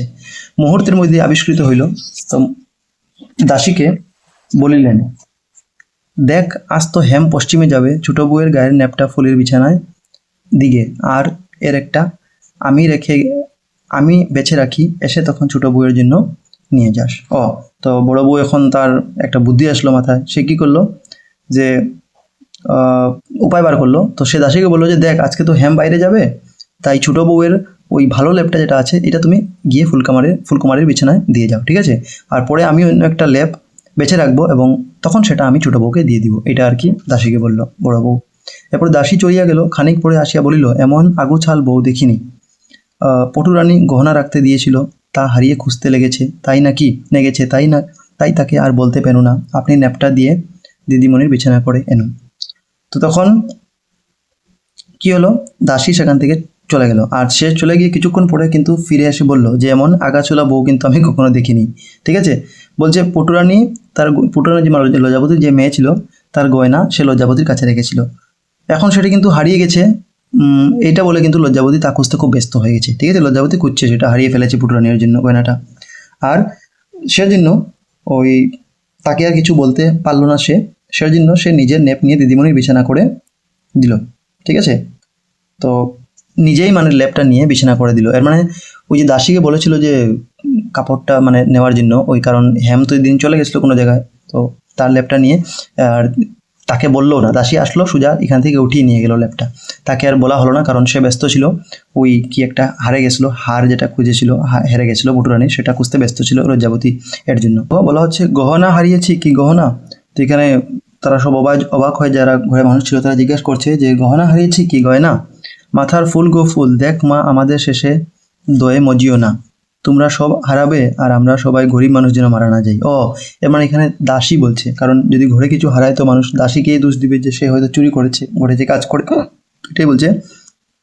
তখন দাসী বলল যে মাথার ফুল গো ফুল, যে মাথায় পড়ার ফুলের মতো গয়নাটি নাকি, তো দেখ মা আমাদের শেষে দয়ে মজিও না। ঠিক আছে, এর মানে যে দাসী বলল যে মা শেষে যেন আমাদের উপর দোষ না পড়ে, তোমরা সব হারাবে আর আমরা গরিব মানুষ যেন মারা না যাই। ঠিক আছে, যে তোমরা সব জিনিস হারাবে আর জন্য আমরা গরিব চাকর বাকররা যেন বিপদে না পড়ি, এর জন্য আমাকে দোষ না দেয় যেন আমাদেরকে সবাই। গৃহিণী এই খবরে রাগিয়া আগুন হইলেন, আজ আনন্দের দিন, মেয়ে ঘরেই আসিয়াছে, আর কিনা পুড়ার মুখী বউ গহনা হারাইয়া অলক্ষণ করিয়া বসিল। এখন ঘরের যারা গৃহিণী ছিলেন, মানে ওই শাশুড়ি যিনি ছিলেন, এই খবর শুনে কিন্তু খুব রেগে গেলেন। আর আজ মেয়ে বাড়িতে এসে যেহেতু তেমন আনন্দের দিনে কিন্তু ছোট বউ গয়না হারিয়ে ফেলেছে, এটা অশুভ কাজ করেছে বলে তিনি ভাবলেন ওইটাই।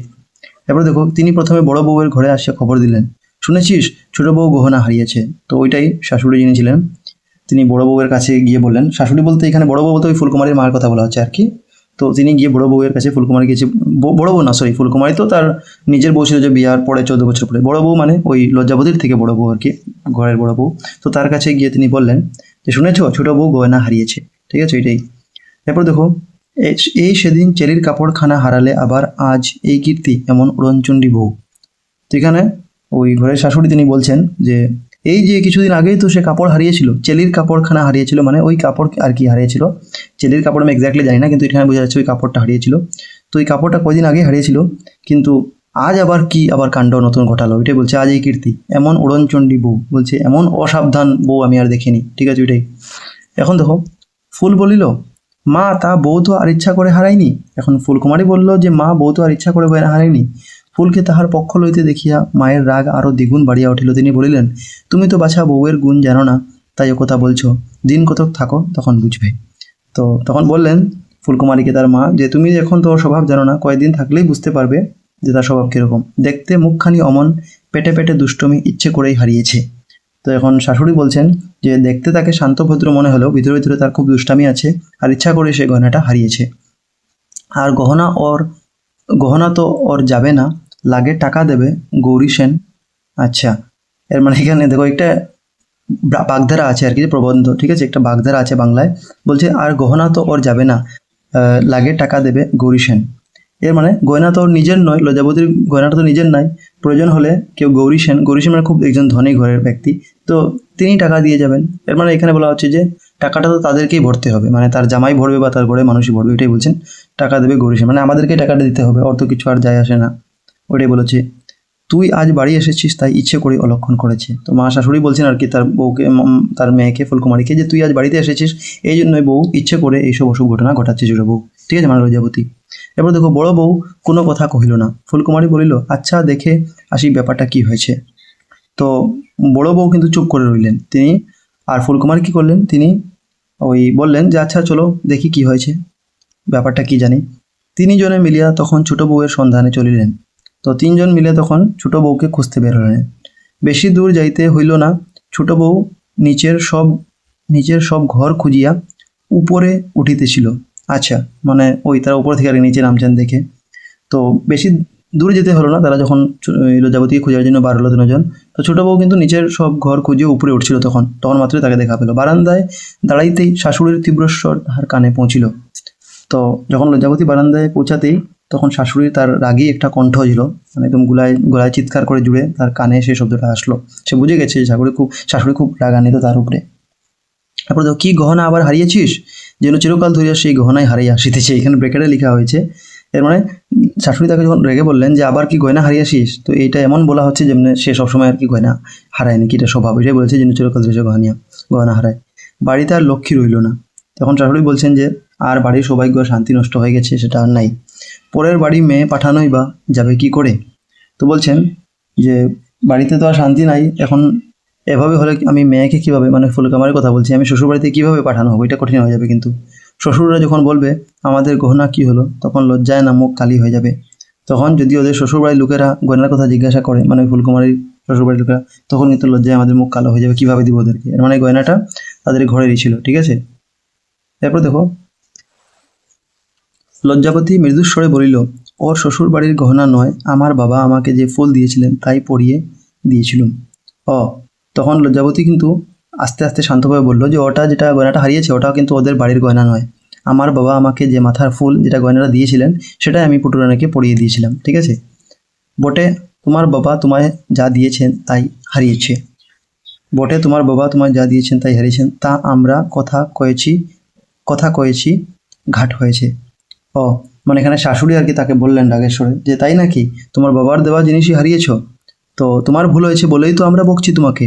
ঠিক আছে, এখানে শাশুড়ি বলছেন দোষ করলেই কথা কইতে হয়, তা কথা কইলেই অমনি বাপের বাড়ির তুলনা।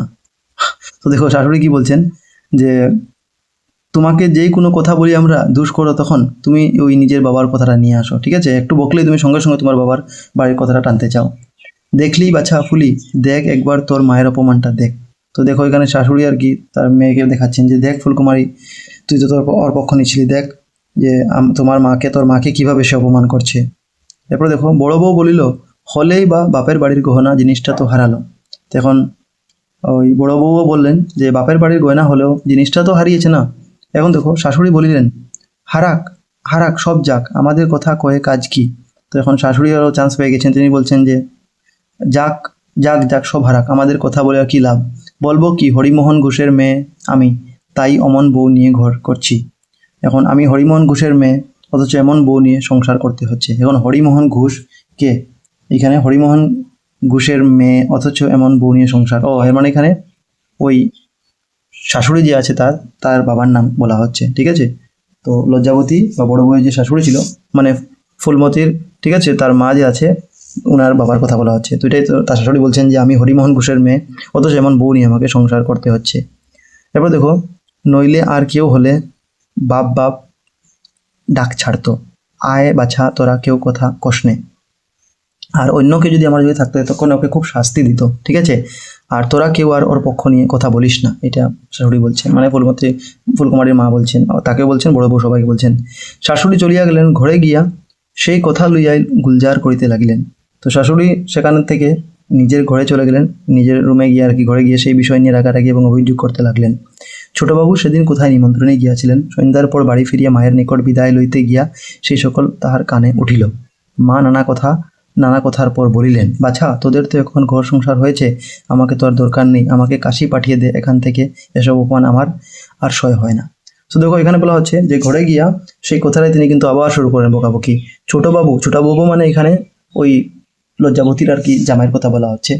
তো ওইটাই শাশুড়ি তার লজ্জাবতীর জামাইয়ের কথা বলা হচ্ছে, ঠিক আছে। তো সেদিন ওই লজ্জাবতীর যিনি স্বামী ছিলেন তিনিও কোথায় নিমন্ত্রণে গিয়েছিলেন।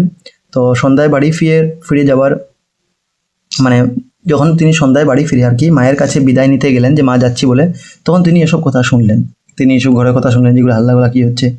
তখন মা তার কাছে এগুলো সব নালিশ দিলেন। তিনি বললেন যে তোদের তো সংসার হয়েছে, আমার তো আর তোদের দরকার নেই, তো আমাকে তোরা এক কাম কর, কাশি পাঠিয়ে দে, ঠিক আছে, এখান থেকে এসব অপমান আমি আর সহ্য করতে পারছি না, ঠিক আছে, এটাই বলা হচ্ছে।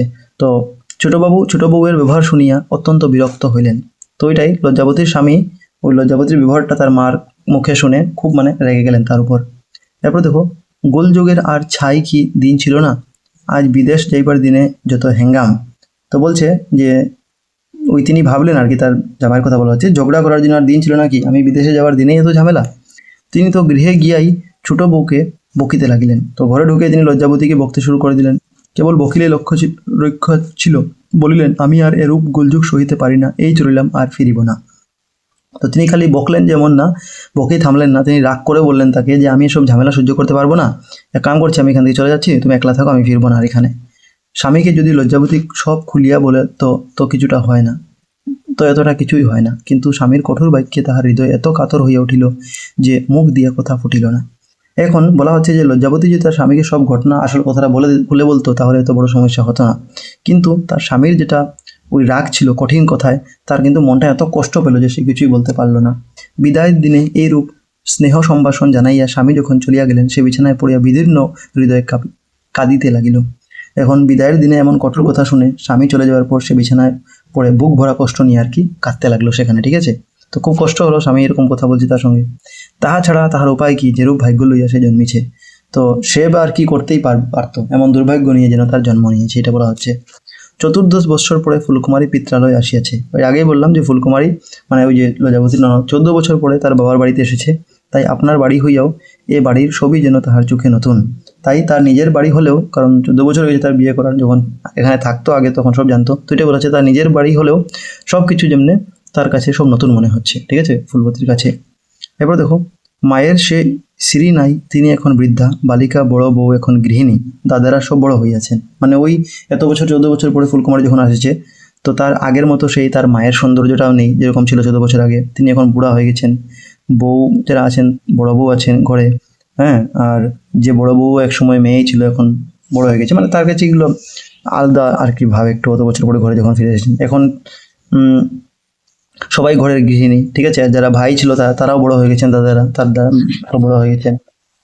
এবার দেখো, ঘরে ঘরে বালক বালিকার নবমুখ, সকলেই তাহার কাছে নতুন, সর্বাপেক্ষা নতুন লজ্জাবতী এবং তাহার প্রতি বাড়ির ব্যবহার। এর মানে এত বছর পরে ফুলকুমারী এখানে যখন আসলেন তখন আগের মতো তার 14 বছর আগে যেগুলো ঘরে দেখতে পারতেন সেই স্বভাবটা নেই, মানে সেই পরিবেশটা নেই, সবাই এখন বড় হয়ে গেছে, তার দাদারাও বড় হয়ে গেছে, ছোটো ছোটো ছিল, ঠিক আছে, কিন্তু সবচেয়ে নতুন বিষয় তার কাছে ছিল এই লজ্জাবতী, ঠিক আছে। তো আর তার প্রতি যেটা মানুষের তার ঘরের পরিবারের ব্যবহার ছিল এটা। তো ফুলকুমারী তখন অবাক হয়ে তার দিকে দেখলো, যে লজ্জাবতীর সঙ্গে সবাই কত কঠোর এবং অন্যায় আচরণ করছে। এরপর দেখো, সে যেন ছাই ফেলিতে ভাঙ্গা কুলা, তাহাকে যা বকেন মা বকেন, স্বামী বকেন, মেয়ে পর্যন্ত, এমনকি দাসীরা পর্যন্ত বকে। তো তিনি দেখতে পেলেন যে লজ্জাবতী যেন এমন একজন যাকে সবাই সহজে দোষারোপ করছে। মা, স্বামী, দাসীরা সবাই তাকে বকাঝকা করছে। তাহার কি দোষ, কোনো দোষ আছে কি না, ইহা বিচার করিয়াও দেখাটাও কেউ আবশ্যক বিবেচনা করে না। তো এটাই ফুলকুমারী ভাবছেন যে তার সত্যি কোনো দোষ আছে কি না, সেটা কিন্তু কেউ বিচার করার প্রয়োজন মনে করে না, বিচার করে দেখে না। তো লজ্জাবতী কখনোই নিজের দোষের প্রতিবাদ করে না। আর তিনি দেখতে পেলেন যে লজ্জাবতী নিজের নির্দোষিতা, মানে তারা যে দোষ করেছেন না সেটা কিন্তু প্রমাণ করারও সে চেষ্টা করেন না। সে হাসি খুশি সেটা মেনে নেয় যে জিনিসটা তাকে প্রতিবাদ করা হয়, ঠিক আছে, লাগানো হয় তার উপরে, ঠিক আছে। এরপর দেখো, ফুলকুমারী অবাক হইয়া গেল, তাহার হৃদয় মমত্বার্ধ হইয়া পড়িল। এখন ফুলকুমারী এই লজ্জাবতীর প্রতি এই ব্যবহারটা ঘরের সব পরিবারের মানুষের দেখে কিন্তু তিনি অবাক হয়ে গেলেন এবং তার মনে লজ্জাবতীর প্রতি একটা সহানুভূতি, একটা, ঠিক আছে, জেগে উঠলো, সিম্পেথি একটা জেগে উঠলো। সে ছোট বউয়ের পক্ষ লইয়া মাকে অনেক বুঝাইতে চেষ্টা করিল। তখন তার প্রতি সহানুভূতি যখন আসলো, তার প্রতি মায়া আসলো একটা, তখন সে ছোট বউয়ের পক্ষ নিয়ে তার মাকে অনেক বোঝানোর চেষ্টা করলো। কিন্তু দেখিল বৃথা চেষ্টা, মা তাহাতে আরও বেশি রাগিয়া যান। কিন্তু তিনি দেখলেন যে তাতে তার মা কিন্তু আরও বেশি রেগে গেলেন। এদিকে নিষ্ফল হইয়া সে সন্ধ্যার পর লজ্জাবতীর কক্ষে গমন করিল, যদি কোনোরূপে তাহাকে একটু সান্ত্বনা দিতে পারে। এখন যখন তার মাকে বলে লাভ হলো না, তখন সে সন্ধ্যা সময় কী করলো, সন্ধ্যা যখন সন্ধ্যা হয়ে গেল, তখন সে লজ্জাবতীর ঘরে চুপচাপ গিয়ে ভাবলো যে যদি তাকে একটু সান্ত্বনা দেওয়া যায়, যে তার সঙ্গে এত কিছু হলো আজকে, ঠিক আছে, তাকে সবে বকাবকি করলো, এটা তো সান্ত্বনা দিতে গেল। গৃহোদ্ধারে আসিবা মাত্র দাদার কণ্ঠস্বর তাহার কর্ণে প্রবিষ্ট হইল। ফুলকুমারী ভিতরে না গিয়ে সেইখানেই দাঁড়াইল। তো ফুলকুমারী যখন তাদের দরজায় আসে পৌঁছলো, ঠিক আছে, তখন সে সেখানে দেখলো যে ওই যে দাদা, মানে ওই যে হেম ছিল, মানে ওই লজ্জাবতীর জামাই, তিনি খুব জোরে জোরে তাকে গরম দিচ্ছেন, ঠিক আছে, বকাবকি করছেন। তাই সে এখানে না গিয়ে সেখানে দাঁড়িয়ে রইল দরজার সাইডে বাইরে, আর সেখান থেকে শুনলো। তখনই প্রায় দাদাকে গৃহের বাহিরে আসিতে দেখিয়া বলিল, দাদা, বউকে বকছো? আমি তো বউয়ের কোনো দোষ দেখছি নে। দাদা সহসা দাঁড়ায় বললেন, তবে দোষ কার? যখন ফুলকুমারী তার দাদাকে দেখলো যে সে বাইরে আসছে, তখন বলল তাকে যে, দাদা, তুমি তো বউকে বকছো, মানে লজ্জাবতীকে বকছো, কিন্তু আমি তো আর তার কোনো দোষ দেখতে পাচ্ছি না। তখন তার দাদা থেমে বললেন, তাহলে দোষটা কার? এরপর দেখো, দোষ যদি ধরতে হয় তো পটুরানীর, নইলে কারো নেই। যেখানে ফুলকুমারী বলছে যদি কারো দোষ থাকে তাহলে পটুরানী, না হলে আর কারো দোষ নেই, মানে দোষটা পটুরানী বলছে। সে যদি বউকে গহনার কথা বলে তাহলে তো আর চুরি যায় না, মানে যদি পটুরানী গয়নার কথা আগে বলে দিত তখন তো গয়নাটা হারাতো না। কিন্তু মায়ের মুখের উপর অমন চোপা করার কি দরকার ছিল? তো বলা হচ্ছে যে কিন্তু মায়ের সামনে কিন্তু ওইভাবে কথা বলার কি দরকার ছিল, ঠিক আছে, ওইটা বলা হচ্ছে। ফুলকুমারী একটুখানি ইতস্তত করিয়া বলিল, দাদা, সেটা ঠিক চোপা নয়। মা যদি বুঝে দেখতেন তাহলে রাগে রাগ করতে পারতেন না। তবে এখন বুড়ো হয়েছেন, এক বুঝতে আরেক বুঝে বসেন। তো ফুলকুমারী আর কি তার ভাইকে বোঝাচ্ছে যে দাদা, ওটা কিন্তু খুব অসম্মানজনক কথা ছিল, ঠিক আছে, মানে কথা ছিল না আর কি, ওইটাই বলছে। একটু দাসিক চোপা চয় না, মানে ওইটা জিনিসটা হারিয়ে গেল, তো এটা কি কোনো অসম্মানজনক কথা ছিল নাকি? বা ওই যে বললো যে সেটা আমার বাবার বাড়ির গয়নাটা ছিল, তো এটা কোনো অসম্মানজনক কথা ছিল না, এটাই ফুলকুমারী বুঝাচ্ছে তার ভাইকে। তো মা যদি ভালোভাবে বুঝতেন তাহলে কিন্তু রাগ করতেন না, ফুলকুমারী বলছে তার ভাইকে এই কথাটা, হেমকে বলছেন। তারপর দেখো, তবে এখন বুড়ো হয়েছেন, এখন বুঝতে আর আরেক বুঝেন। তো বলছে আর কি ফুলকুমারী তার ভাইকে তার মার কথা। এখন মা যেহেতু বুড়ো, একটু বয়স্ক হয়ে গেছেন, তাই অনেক সময় তাকে একটি কথা বলা হলে তিনি অন্য কথা, ওনাকে একটি কথা বলা হলে উনি অন্য কথা বুঝে ফেলেন। তারপর দেখো, কিন্তু তাই বলে তুমিও দাদা ভালো বুঝো না, তুমি দাদা ভালো বুঝো না, কি হয়েছে বলি শোনো। তো মা তো বয়স্ক হয়েছেন, ঠিক কথা, কিন্তু তুমি তো এখন জোয়ান আছো, ঠিক আছে, তো তুমি এক বললে আরেক কেন বুঝো? এরপর দেখো, কি হয়েছে বলি শুন। তো তখন ঘটনাটা কি হয়েছে শোনার জন্য বললেন। তো কি কথার পর লজ্জাপতি মাকে কি বলিয়াছিল ফুলকুমারী তখন সমস্ত বৃত্তান্ত, এটা মানে তার তার দাদা জিজ্ঞাসা করলো তাকে যে কি হয়েছে বলি শোনো, কি ঘটনাটা বলো তো। তো কি কথার পর লজ্জাপতি মাকে কি বলিয়াছিল ফুলকুমারী তখন সমস্ত বৃত্তান্ত বলিয়া জিজ্ঞাসা করিল, এতে কি ওর দোষ পেলে? তো তখন সমস্ত ঘটনাটা জানালো ওই ফুলকুমারী তার ভাইকে হেমকে, যে তুমি কি মনে করো এখন যে লজ্জাবতীর এখানে কোনো দোষ আছে নাকি? তো তখন সে কি বললো, না। তো হেম বলল, না না, তার দোষ নেই। তবে ভেবে দেখ দেখি বিনা দোষে তুমি পর্যন্ত অরূপ ওরে বকলে ওর কিরূপ কষ্ট হয়। তো ফুলকুমারী বলল, তাহলে ভাবো তুমি, তার কোনো দোষ না থাকা সত্ত্বেও তুমি যদি তাকে বকাবকি করো তখন তার কত কষ্ট হবে মনে। বিশেষ করে আজ বিদেশে যাবার দিন ওকে বকে যাচ্ছ, তোমার একটু মায়া করে না দাদা? তো এটাই ফুলকুমারী তার ভাইকে বোঝাচ্ছে যে বিশেষ করে তুমি যখন আজকে তার থেকে দূরে চলে যাচ্ছ বিদেশে, তখন তুমি ওকে বকছো, তো তোমার কি ওর জন্য একটু মায়া লাগছে না? ঠিক আছে, মায়া মনে হচ্ছে না? এরপরে দেখো, দাদা আর কিছু না বলিয়া আবার গৃহে প্রবেশ করিলেন। তো দাদা আর কিছু না বললে তিনি ঘরে আবার চলে গেলেন, ভিতরে ঢুকলেন। শয্যার পাশে মানে বিছানার কাছে শয্যার কাছে আসিয়া দেখিলেন লজ্জাবতী কাঁদিতেছে। তো তিনি এসে দেখলেন যে লজ্জাবতী কাঁদছেন বিছানার কাছে এসে, ঠিক আছে। তো নিকটে বসিয়া কহিলেন, লজ্জাবতী তুই কি চিরকাল লজ্জাবতী থাকবি? তো ওইটাই হেম মানে লজ্জাবতীর জামাই যিনি আছেন তিনি বলছেন যে, লজ্জাবতী তুই কি সারা জীবন এভাবে লাজুক থাকবি, চুপচাপ এবং সবকিছু সহ্য করে যাবি? এতক্ষণ সব খুলে বললেই তো আমি বুঝতুম তোর দোষ নেই। এটাই বলছেন যে তুই যদি আমাকে আগেই সব কিছু খুলে বলে দিতি, আমি বুঝতে পারতাম যে তোর কোনো দোষ নেই। যা হয়েছে বলে যা লক্ষ্মীটি, আর কখনো তোকে বকবো না, আমায় মাফ কর। তো এটাই হেম বলল যে যা হয়েছে তুমি ভুলে যাও, আমি আর কখনোই তোমাকে বকবো না, আমাকে ক্ষমা করে দাও। তো লজ্জাবতী গভীর মুখে ফুফাইয়া কাঁদিয়া গভীর গভীর সুখে ফুফাইয়া কাঁদিয়া স্বামীর বুকে মাথা রহিল। তখন লজ্জাবতী কিন্তু খুব আনন্দ এবং তার মনে একটা আবেগ যেটা সেটা সে প্রকাশ করতে পারলো না, যেটার মধ্যে কি করলো, তার স্বামীর বুকে কেঁদে মাথা রেখে তার বুকে স্বামীর বুকে সে কাঁদা শুরু করলো আর কি। এরপর দেখো, স্বামী বলিয়া স্বামী চলিয়া গিয়াছেন, রাত্রি গভীর, চারিদিক নিস্তব্ধ, কিন্তু লজ্জাবতীর নিদ্রা আসিতেছেন না। এখন তার স্বামী কিন্তু এদিন চলে গেলেন তাকে ছেড়ে, ঠিক আছে। রাত গভীর হয়েছে, চারিদিকে একদম নীরব হয়ে গেছে, আল্লাগুল্লা নেই, কিন্তু লজ্জাবতীর ঘুম আসছে না। গভীর কষ্টের পর স্বামীর প্রেমাদর পাইয়া কৃপণের ন্যায় সে তাহা এখনো আস্তে আস্তে উপভোগ করিতেছে। ও, এর মানে অনেক কষ্টের পর স্বামীর ভালোবাসা পেয়ে সেদিন সে কৃপণের মতো সেই সুখটা যেটা ধীরে ধীরে উপভোগ করছে, ঠিক আছে। এরপর দেখো, একবার তাহার আশ্চর্য মনে হইতেছে, স্বামী সব কথা কি করিয়া জানিলেন, কে বলিল? ও, সে আরও মনে মনে ভাবছে যে আমার স্বামীকে এই আসল কথাটা কে বললো, আমি তো আর বললাম না কিচ্ছু, ঠিক আছে, কারণ তুমি তো আমার উপরে একটু আগেই রাগ দেখাচ্ছিলেন। তো ওইটাই মনে মনে ভাবা শুরু করলো যে তাকে সেগুলা কথা কে বলল, স্বামীকে সেগুলা কে বলল। সহসা সে চমকিয়া উঠিল, ফুলকুমারী তাহার শিয়রে দাঁড়াইয়া বলিল, বউ এখনো বিছানায় যাসনি? তো হঠাৎ করে সে চমকে উঠলো যখন লজ্জাবতী দেখলো যে ফুলকুমারী মাথার কাছে তার দাঁড়িয়ে বলছে বিছানার কাছে যে, বউ এখনো শুতে যাসনি? স্বামীকে বহির্বাটির দ্বার পর্যন্ত পৌঁছিয়া আসিয়া সেই যে সে নিচে শতরঞ্চের উপর শুইয়া পড়িয়াছে, আর উঠে নাই। ও, মানে তার স্বামীকে দরজা পর্যন্ত পৌঁছে দিয়ে লজ্জাবতী নিজে ওই বিছনার নিচের কাছে সেখানে শুয়ে পড়েছিল, আর সেখান থেকে এখনো উঠেনি। ফুলকুমারীকে দেখিয়া উঠিয়া বসিয়া বলিল, ঠাকুরজি তুমি এখন শোনি? ঠাকুরজি মানে ননদ, ঠিক আছে। তো লজ্জাবতী ননদ তো ফুলকুমারী, তো এটাই। ফুলকুমারীকে দেখে উঠে বসে সে বলল যে, ঠাকুরজি আপনি এখনো ঘুমাননি? ঠাকুরজি বলিলেন, আমি শুয়েছিলুম, বিছানা থেকে উঠে তোকে দেখতে এলুম। দাঁড়া প্রদীপটা কাছে আনি, ভাল করে মুখ দেখা যাচ্ছে না। তো ফুলকুমারী তখন বললেন যে, আমি তো শুয়েছিলাম, কিন্তু তোকে দেখতে উঠে এসেছি। দাঁড়া প্রদীপটা কাছে আনছি, ওই ক্যান্ডেলটা আনছি, মোমবাতিটা, তোর মুখটা ভালো করে দেখা যাচ্ছে না। এরপর দেখো, আমি তার মুখে হাসি ফোটাবার জন্য এরকম কথা বলছে, ঠিক আছে, কারণ সে এমনি তার অনেক দুঃখ আছে এটার জন্য। এরপর দেখো, ফুলকুমারী দ্বীপটা নিকটে আনিয়া ভাল করে জ্বালাইয়া দিয়া নিকটে বসিল, বসিয়া বউয়ের মুখের দিকে এক দৃষ্টে চাহিয়া বলিল, তোর না ভাই 12 বছর বিয়ে হয়েছে?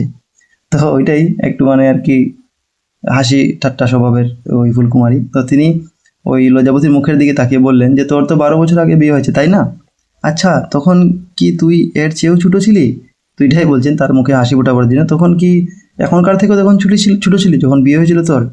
তোকে এখনো এমন ছোটো দেখতে, তোকে তো এখনো ওই ছোটো মেয়ের মতো মনে হচ্ছে। তখন মনে হয় যেন কনে বটি মানে যেন নতুন বিয়ে হওয়া কন্যা তুই। বউ একটু হাসিল, ননদ তাহার হাতটি হাতের মধ্যে ধরিয়া বলিল, তুই ভাই অমন কেন? তো ওই লজ্জাবতীর মুখে একটু হাসি আসলো, তখন ফুলকুমারী তার হাত ধরে জিজ্ঞাসা করলো যে, তুই এমন কেন, কেমন? তো ঠিক আছে, এখানে এরপরে কেমন কেমন মানে তুই এমন কেন যখন ফুলকুমারী বলছে, তো লজ্জাবতী ঘুরে জিজ্ঞাসা করছে যে, কেমন বলো তো কেমন? লজ্জাবতী জিজ্ঞাসা করলো, তো যেখানে তোর দোষ নেই সেখানে কথা কস নে। বলছে, যেখানে তোর কোনো দোষ নেই সেখানে তুই নিজের কথা বলিস না কেন? কথা কইতে গিয়ে দেখেছি উল্টো হয়, কে জানি আমি কীরকম করে বলি, সবাই ভুল বুঝি। তখন লজ্জাবতী বলল যে, আমি যখন কিছু বলতে যাই তখন উল্টো হয়ে যায়, আমি কিভাবে বলি জানি না, সবাই আমাকে ভুল বুঝে, এর জন্য সে বলে না আর কি, এটাই বলছে। দাদাও কেন, আমি দাদাকে বুঝিয়ে বললে তো তিনি সব বুঝলেন। এখন ফুলকুমারী বলল যে, দাদা কি ভুল বুঝেছিল? আমি তো যখন তাকে সব বুঝিয়ে বললাম তখন সে তো বুঝে গেল, তিনি সব বুঝে গেলেন। ওই ফুলকুমারী তাকে বলছে আর কি জিনিসটা লজ্জাবতীকে, যে এখন লজ্জাবতী বুঝতে পারলো যে তার দাদা মানে তার জামাই তার প্রতি এরকম ভালো স্বভাব কেমনে করলো, তো ফুলকুমারী এই জিনিসটা বলেছেন, তো এটাই।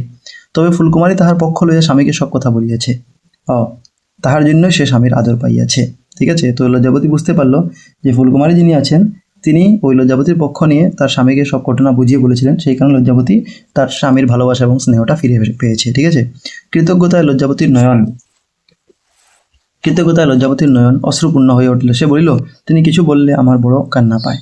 ও, কৃতজ্ঞতা মানে কি? দেখো, তোমার যদি কেউ উপকার করে তো তার প্রতি তুমি কৃতজ্ঞ। তো এখানে লজ্জাবতী ফুলমতির প্রতি কৃতজ্ঞ।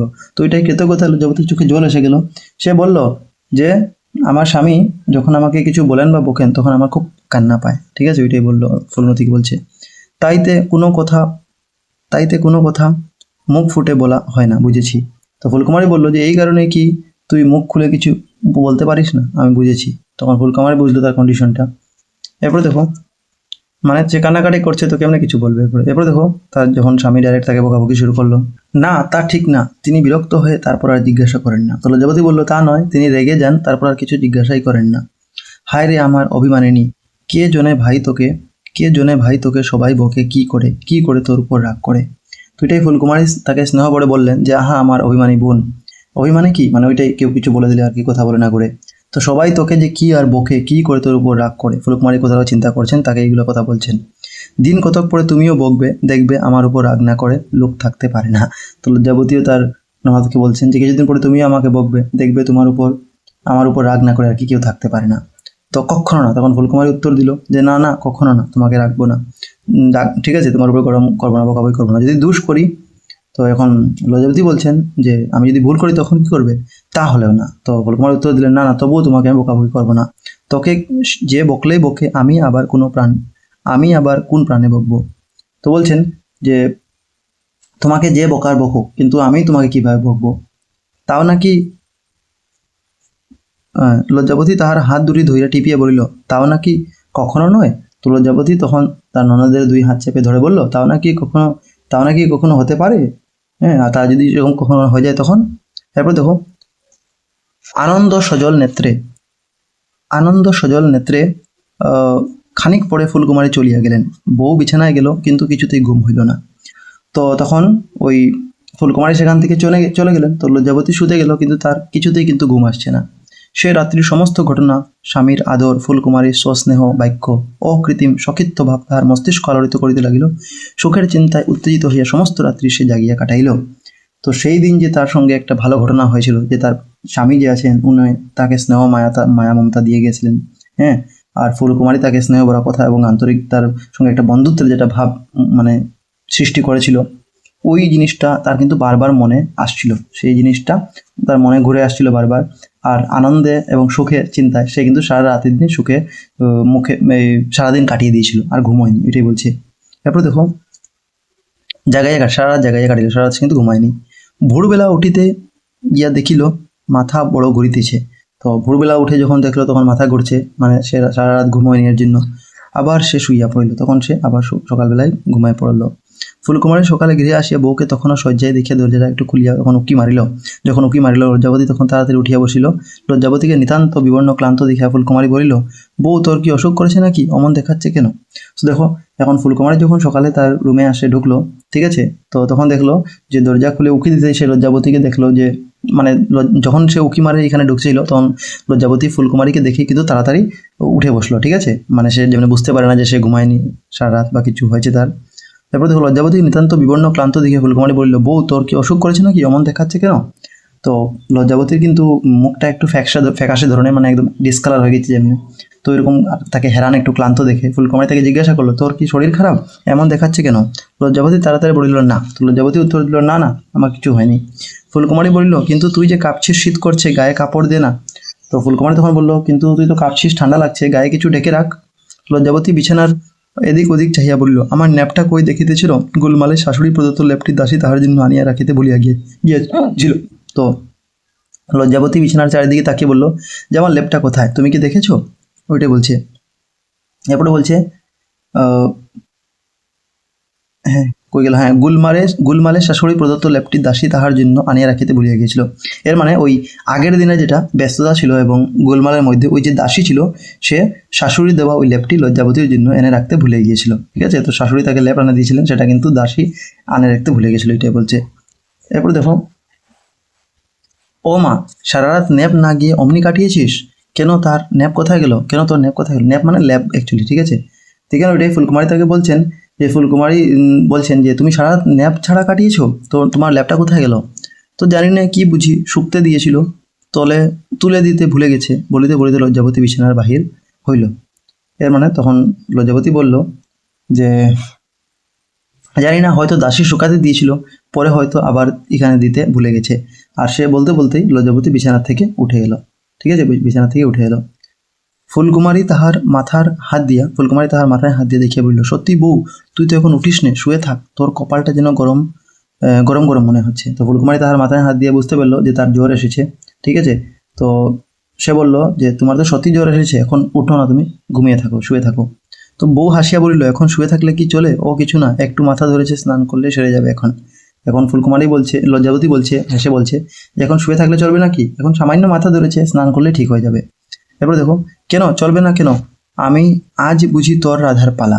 হ্যাঁ, তা অসুখ করলেও পালা রাখতে হবে নাকি? আমি রাঁধবো এখন। এখন ফুলকুমারী তো বুঝতে পারছি তার কন্ডিশনটা। তো সে বলছে যে আজকে মনে হয় তোর রাধার পালা, ঠিক আছে, তোর বাড়ি আজকে রাধার। তো অসুস্থ হলেও তুই নাকি রান্না করবি, আজ আমি রান্না করে দিব তোর বদলি, এটা ফুলকুমারী বলছেন তাকে। এবার দেখো, লজ্জাবতী জিভ কাটিয়া বলিল, ঠাকুরজি খেপেছ নাকি? মানে ওই ফুলকুমারী তখন জিভ কেটে বলল যে ওই মানে অবাক হয়ে বললো আর কি, যে তুমি কি পাগল হয়েছো? আমার কিছু হয়নি। ঠিক আছে, তুমি কি পাগল হয়েছে? আমার তো কিছু হয়নি, সত্যি আমার কিছু হয়নি, ওটাই বলছি, আমার কিছু হয়নি, তুমি চিন্তা করো না, আমি রান্না করে নিব। এমন আজগুবি অসম্ভব প্রস্তাব দেখে সে যেন জীবনে কখনো শুনে নাই। বলিতে বলিতে সে খাটে বসিয়া পড়িল। ফুল বলল, আমার মাথা খাস তুই শো। আচ্ছা, এর মানে ওই এমন অদ্ভুত প্রস্তাব কিন্তু সে জীবনে কখনো শুনেনি। বলিতে বলিতে সে ওই খাটে বসিয়া পড়িল। ঠিক আছে, মানে কথা বলতে বলতে আর কি তার সঙ্গে সে খাটে বসে পড়লো, বিছনায় পড়ে পড়লো। তখন ওই লজ্জাবতী বসে পড়লো। তখন ফুলমতি বলল যে আমার কথা রাখ, তুই ওই শুধু শুয়ে বিশ্রাম নে, তুই আজকে বিশ্রাম নে, আমি রান্না করে দিব, ওইটাই বলছি, আজকে তোকে রান্না করতে হবে না। ওই গেল। হ্যাঁ, ফুল বলল, আমার মাথা খাস তুই শো। এমন সময় দাসী একটা লেপ আনিয়া বিছানায় ফেলিয়া বলল, ওইটাই ফুলকুমারী বলল যে তুই আজকে বিছানায় শুয়ে থাক, বিশ্রাম নে, আমি রান্না করে দিব। ঠিক তখন কি করলো, দাসী একটা লেপ এনে বলল যে এই নাও তোমার লেপ, কাল দিতে ভুলে গিয়েছিলাম। ঠিক আছে, জিনিসটা দাসী বলল যে আমি কালকে ভুলে গেছিলাম তোমাকে দিয়ে।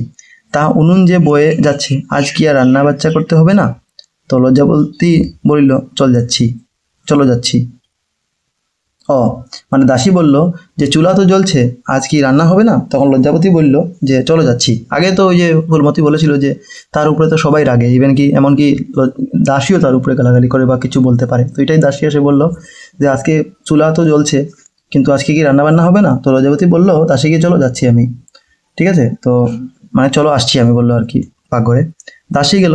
ফুল বলিল, আমার কথা রাখবি না, তবু রাখতে যাবি?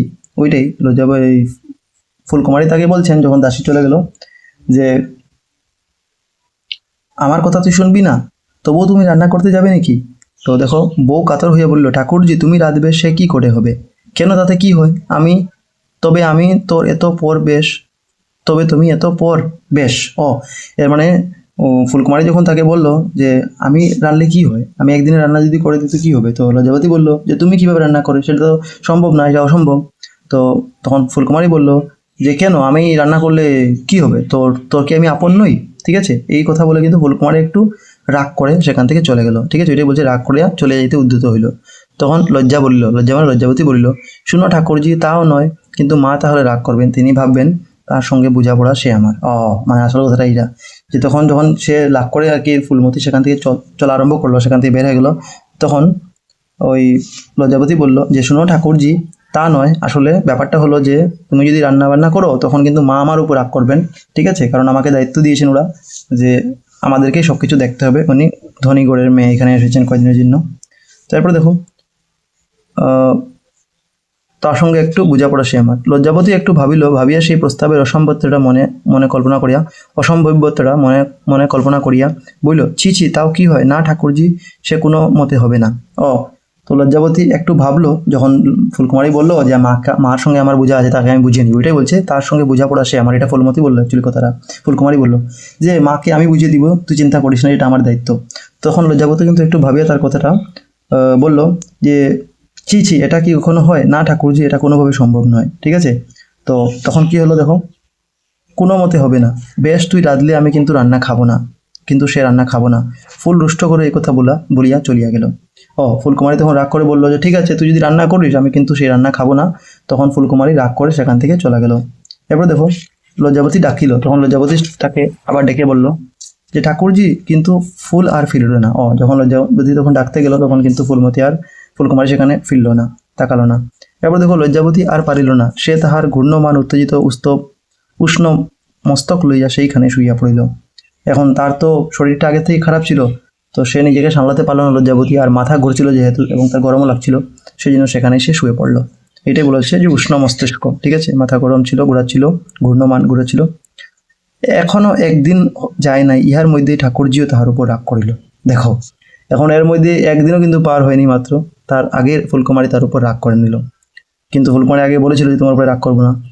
সে বুঝিল এ রাগ ঠাকুরজির স্নেহ প্রসূত। এর মানে ফুলকুমারী যখন তার উপর রাগ করলো তখন সে বুঝতে পারলো যে এই রাগ যেটা করছেন আমার উপরে সেটা ভালোবাসার থেকে রাগ করছেন, ভালোবাসার বেশি, ঠিক আছে। আর কিন্তু তবুও তাহাতে তার হৃদয়ে বিদ্ধ হইল। এখন তিনি বুঝতে পারছেন যে ঠাকুরজি হয়তো আমার মায়া করছেন, মমতা, আমি তার কথা শুনি এর জন্য আমাকে রাগ করছেন, কিন্তু তবুও তার মনে তার কষ্ট লেগে গেল, ঠিক আছে। কারণ তার নামটা লজ্জাবতীর মতো সে রেগে যায় প্রত্যেক কথায়, অভিমানিক টাইপের। তো দেখো দুঃখ অভিমানে অশ্রু উথলিয়া উঠিল, কাঁদিয়া মনে মনে সে কহিল ঠাকুরজি আমার উপর রাগ করিল, আমার মরণই ভালো। সো দেখো দুঃখ অভিমানে তার চোখে জল আসলো এবং সে মনে মনে বললো যে ঠাকুরজি এখন আমার উপর রাগ করা আরম্ভ করেছেন, আমার ননদ, আমি মরে যাওয়াটাই ভালো, ঠিক আছে। এরপর দেখো লজ্জাবতী খানিক পরে নিচে রন্ধনশালায় আসিয়া দেখিল ফুল উনুনে হাড়ি চড়াইয়া বড় বউকে রান্না সম্বন্ধে নানারূপ প্রশ্ন করিতেছে। বড় বউ কুটনা করিতে হাসিয়া উত্তর করিতেছেন। তো কিছুক্ষণ পরে লজ্জাবতী, ওই যে যেখানে সে ঘুমিয়ে গেছিল তার মাথা গরম ছিল, তো সেখান থেকে কিছু পরে লজ্জাবতী রান্নাঘরে এসে দেখলো যে ফুলকুমারী চুলায় হাড়ি বসিয়ে বড় বউকে রান্নার নানা বিষয় সম্বন্ধে জিজ্ঞেস করছেন, ঠিক আছে। ফুলের বাঁ হাতি উনুনে ডালের হাড়ি, ডান দিকে কড়ায় তেল ফুটিতেছে। তো যে চুলায় তারা রান্না করছে সেখানে কি হয়েছে, ওই বাদিকের চুলায় ডাল বসানো হয়েছে এবং ডান দিকে কড়াইয়ে তেল গরম হচ্ছে। এরপরে দেখো সে জিজ্ঞাসা করিতেছে বউল, তেল চড়বড় করে এলো, এখন তরকারিগুলো দিই। মানে ওই ফুলকুমারী বড় বউয়ের সঙ্গে কথা বলছেন যে বৌদি তেল সব গরম হয়ে গেছে, এবার কি তরকারিগুলো দেবো, ওইটাই বলছে যে তেল চড়বড় হয়ে গেল, এখন তরকারিগুলো দিই। বউ হাসিয়া বলিতেছে, বলি তোমার অমন কাজ না করলে কি নয়, চড়চড়ানি আগে থামো তখন দেবে। ফুল বহিল। তো এটাই বড় বউ তখন হেসে বললো ফুলকুমারীকে যে এসব কাজ না করলেই তো পারতে, তেলের শব্দ একটু কমুক তারপর দিও সবজিটা, ঠিক আছে। এগুলো মানে ঘরের কথোপকথন যেরকম হয় বউদের মাঝে এরকম হচ্ছে। তো ফুল বলল ওই লৌ বড় বউ, ওই লৌ বউ, ডাল উতলে উঠল, কি করি, আয় আয় আয়। তো ফুলকুমারী তখন বলছে যে ডাল তো উপরে পড়ছে, এসব কি করি, ঠিক আছে। তখন লজ্জাবতী বলিল এই যে আমি আসছি ঠাকুরজি। তখন লজ্জাবতী বলল এই তো আসছি ঠাকুরজি আমি। সে আসিতে আসিতে ডাল উতলিয়া খানিকটা ফুলের পায়ে পড়িয়া গেল। এখন কি হলো যে লজ্জাবতী যখন এই কথাটা বললাম মাত্র, সে যখন আসতেছিল সেদিকে, তো আসার আগেই কিন্তু ডাল একটু উপচে পড়ে উপরে এইখান থেকে পড়ে গিয়ে ওই ফুলকুমারীর পায়ে লেগে গেল কিছুটা, ঠিক আছে, ফুলকুমারীর পায়ে পড়ে গেল। এখন দেখো পা পুড়িল ফুলের, তাহার জ্বালা ভোগ করিল যেন লজ্জাবতী। এখন পাটা ঠিক পুড়লো তো ফুলের, কিন্তু ফুলমতির, কিন্তু সেই যন্ত্রণা লজ্জাবতীকে নিয়েই, মানে সেই যেটা যন্ত্রণা হলো সেটা লজ্জাবতী নিজেও তার মনে অনুভব করলো যে ইস আমি এরকম করলাম, আমি এরকম আসলাম এই সময়ের জন্য, তার এরকম হলো। কারণ সে একটু লজ্জাবতী টাইপের মানুষ, ঠিক আছে, মেয়ে আগে পেলাম, তো সে পট করে মানে রাগ করে নেয়, নিজের উপরে এই সব কিছু নিয়ে নেয়। তো এটাই এই ঘটনা এমনই সে ব্যতীত হইয়া পড়িল। ওইটাই বলছে যে তাহার জ্বালা ভোগ করলো যেন লজ্জাবতী, তাহার হয়েছে কষ্ট, কিন্তু লজ্জাবতী যেন নিজের মনে কষ্ট নিয়ে নিয়েছে, তো সে নিজেও ব্যথা পেয়েছে যেন মনে। সে শুষ্ক মুখে তাড়াতাড়ি তাহার শুশ্রূষা করিতে বসিয়াছে, এমন সময় শাশুড়ি আসিয়া উপস্থিত হইলেন। আচ্ছা, তো এখন তার ডালটা যখন পায়ে পড়ে গেল, গরম গরম ডাল, ঠিক আছে, ওইটাই পা পড়ে গেল যখন, তখন ওই সে তাড়াতাড়ি ফুলের সেবা যত্ন করতে লাগলো। আর এমন সময় কি হলো, শাশুড়িও সেখানে অবাক হয়ে গেলেন এসে, আর সেখানে প্রস্তুত হলেন, ঠিক আছে। এরপরে কি বলছেন যে সত্যি ফুলকুমারী রাঁধছে, আমার বিশ্বাস হয়নি, আবার পা পুড়িয়ে ফেলেছে। শাশুড়ি এসে বলছেন যে সত্যি ও মা, সত্যি ফুলকুমারী রান্না কি করছে, এরকমই বলে হবেন, এটাই বলছি, সত্যি ফুলকুমারী কি রান্না করছেন, আমি তো বিশ্বাসই করিনি, ঠিক আছে। ওইটাই বলছেন, আবার পা পুড়িয়ে ফেলেছে, বলি সব রাজার জিরা। দেখো হ্যাঁ, বলি সব রাজার জিরা, ননদ দুদিন মাত্র থাকতে এসেছে, তাকে না পুড়িয়ে মনস্কামনা সিদ্ধি হলো না। এখন আবার শুরু করলেন তার শাশুড়ি বকাবকি যে ওই সব রাজার জিরা, মানে ওই বড় ঘরের বউ আর কি, মানে যারা কষ্ট করতে চায় না, তো বড় লোকের মেয়ে দুদিনের, ওইখানে বলছেন যে বলি সব রাজার জিরা, রাজার জি মানে ওই ফুলকুমারী তো বড় বউয়ের বড় ঘরের বউ ছিলেন, তো ওইটাই বললেন যে বড় লোকের বউ দুদিনের জন্য ঘরে এসেছে, তাকে না পড়িয়ে জন্য তোমাদের মনটা ভরলো না, ওই বউদেরকে বকাবকি করছেন। তখন দেখো বড় বউ বলিল, আমি তো এই অবধি বারণ করছি, আমি তো সেই অবধি বারণ করছি, তা ঠাকুরজি তো শুনে না, কি করব? তো বড় বউ বললেন যে আমি তো তাকে বারণ করেছিলাম, শুধু বারণই করেছিলাম, কিন্তু ঠাকুরজি তো শুনলো না, আমি কি করব? ছোট বউয়ের অসুখ করেছে, না পারে, আমি রাখছি, তোর কেন বাপু আশা? ও, তো ওইটাই বলছেন, ওই যে বড় বউ বলছেন যে ছোট বউ তো অসুস্থ, তাই আমি রান্না করছি, তোমার আবার রান্না করতে আসার কি দরকার ছিল? ঠিক আছে, ওই বড় বউ বলছেন আর কি তাকে, মার সামনে, শাশুড়ির সামনে ওই কথাটা ফুলকুমারীকে, যে তোমার কেন আসা আবার দরকার ছিল। এরপর দেখো শাশুড়ি, ছোট বউয়ের অসুখ করেছে তাই উনি রাত্রে এসেছেন, দেখ ফুলি, আজ মাথা মুন্ডু খুঁড়ে মরবো, এদিকে হাই আয় বলছি, মাইরি এমন বউ তো আমি কখনো দেখিনি। এখন শাশুড়ি কিন্তু চান্স পেয়ে গেছেন বকাবকির, যে তিনি বললেন যে ছোট বউয়ের অসুখ হয়েছে বুঝি, তিনি রান্না করতে এসেছেন, ঠিক আছে, মানে ওই বড় বউ এসেছে।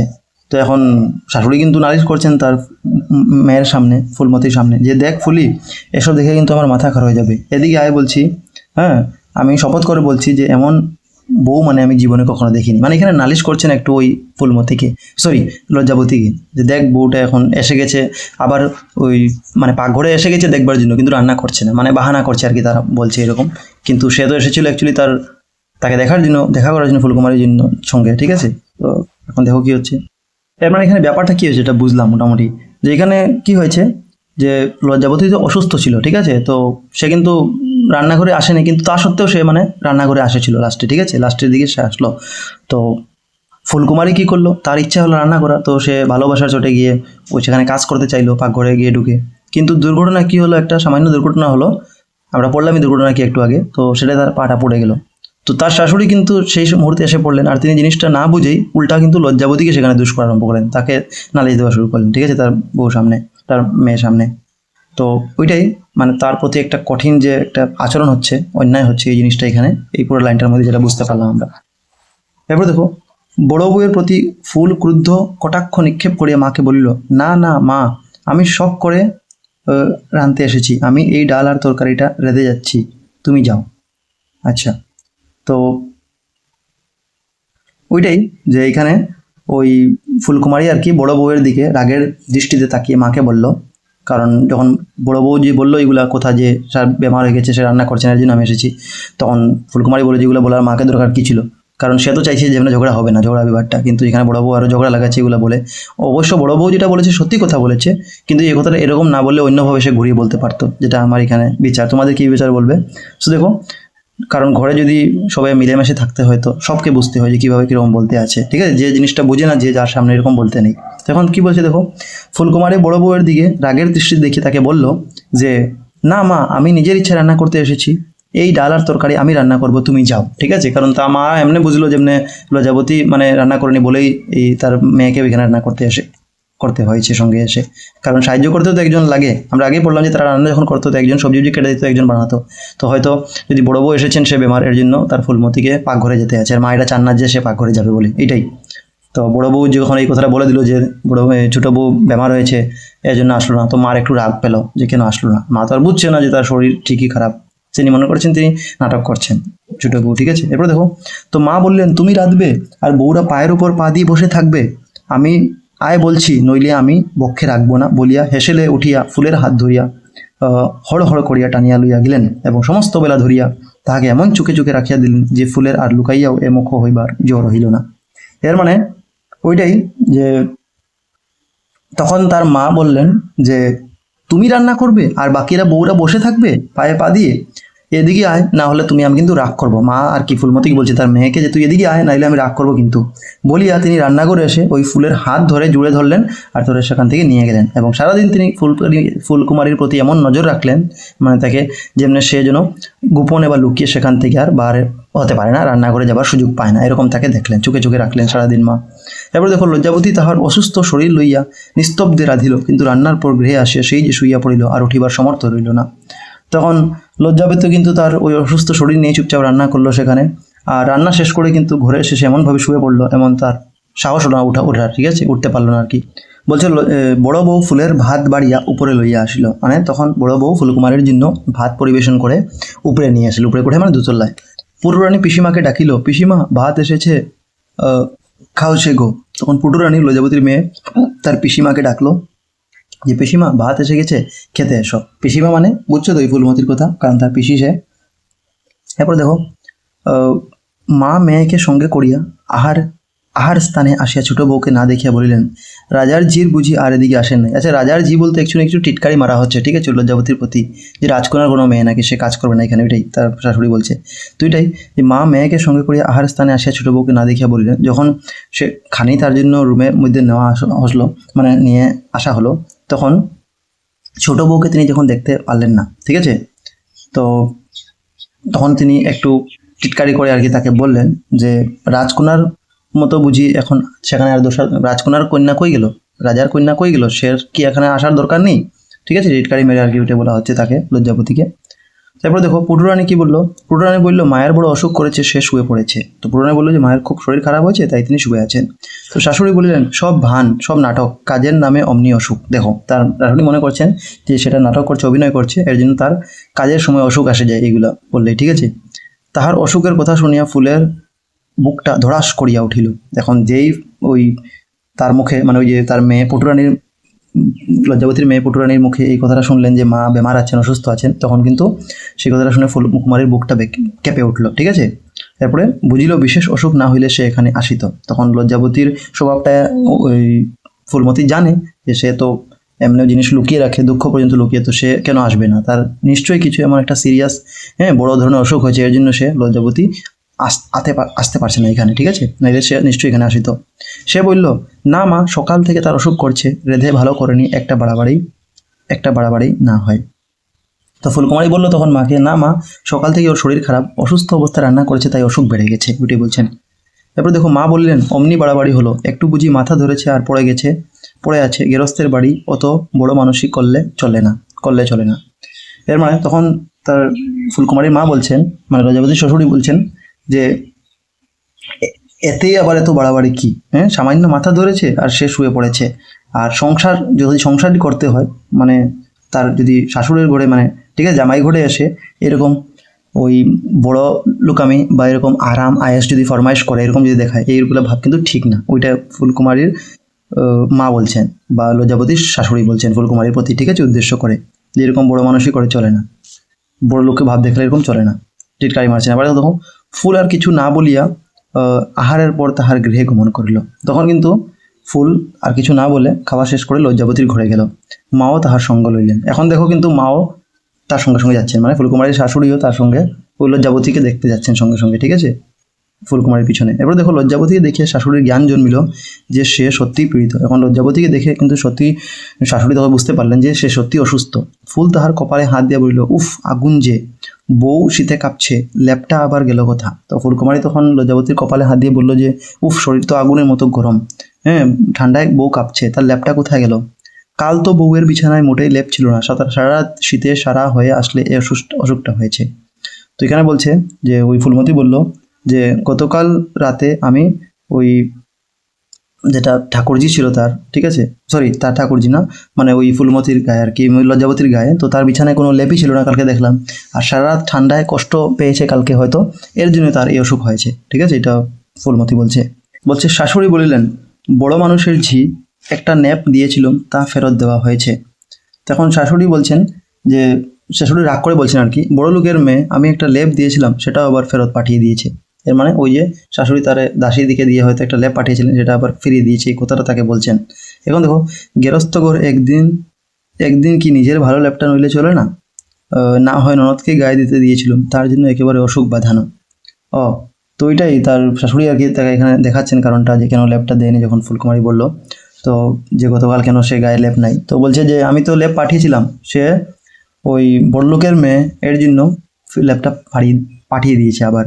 আর সংসারে যদি ঘর করতে হয়, সংসারে যদি থাকতে হয় গৃহিণী হিসাবে, তো একদিন কি সে নিজের ভালো ল্যাপটা ছাড়া চালাতে পারে নাকি, একদিন তার নিজের ভালো ল্যাপটা হয় না। আর তিনি আরও বললেন যে সেই ল্যাপটা তার ননদকে দেওয়ার জন্য, মানে ফুলকুমারীকে দেওয়ার জন্য তো ল্যাপটা দিয়েছিলাম, তার জন্য নাকি এমন অসুখ হয়ে গেল। এখানে শাশুড়ি খুলে বলছেন জিনিসটা। এবার দেখো লজ্জাবতী জানিতই না যে সে শাশুড়ি তাহার লেপের পরিবর্তে অন্য লেপ তাকে দিয়েছেন। এবার দেখো লজ্জাবতী কিন্তু অ্যাকচুয়ালি জানতো না যে তার লেপের বদলে শাশুড়ি তাকে অন্য একটা লেপ দিয়েছেন, ঠিক আছে। তো সুতরাং সকালে রন্ধন গৃহে যাইবার সময় বিছানা তুলিতে গিয়া ছেঁড়া লেপখানা দেখিয়া ভাবিল দাসী লেপটা বদল করিয়া আনিয়াছে। ও আসলে ছেঁড়া লেপটা দাসীকে দিয়ে তার শাশুড়ি তাকে পাঠিয়েছিলেন, ঠিক আছে, কারণ ভালো লেপ ছিল না ওই দিন। তো তারা বলেছিল যে হ্যাম তো ঘরে চলে যাচ্ছে বাইরে, তো আজকে লেপটা আমরা ওই ফুলকুমারীকে দিয়ে দিই, কারণ সে ধনী ঘরের মেয়ে এখানে এসেছে, তাকে শুশ্রূষা সেবা শুশ্রূষা করতে হবে এর জন্য। তোমার এখানে একটু মিস্টেক হয়েছে তাদের একজন একজনের মধ্যে, একজন একজনকে বোঝাবুঝি হয়নি এখানে, ঠিক আছে। তো এটাই বললো, সুতরাং সকালে রন্ধন গৃহে যাবার সময় বিছানা তুলিতে গিয়া সে ছেঁড়া লেপখানা দেখিয়া ভাবিল দাসী লেপটা বদল করে আনিছে।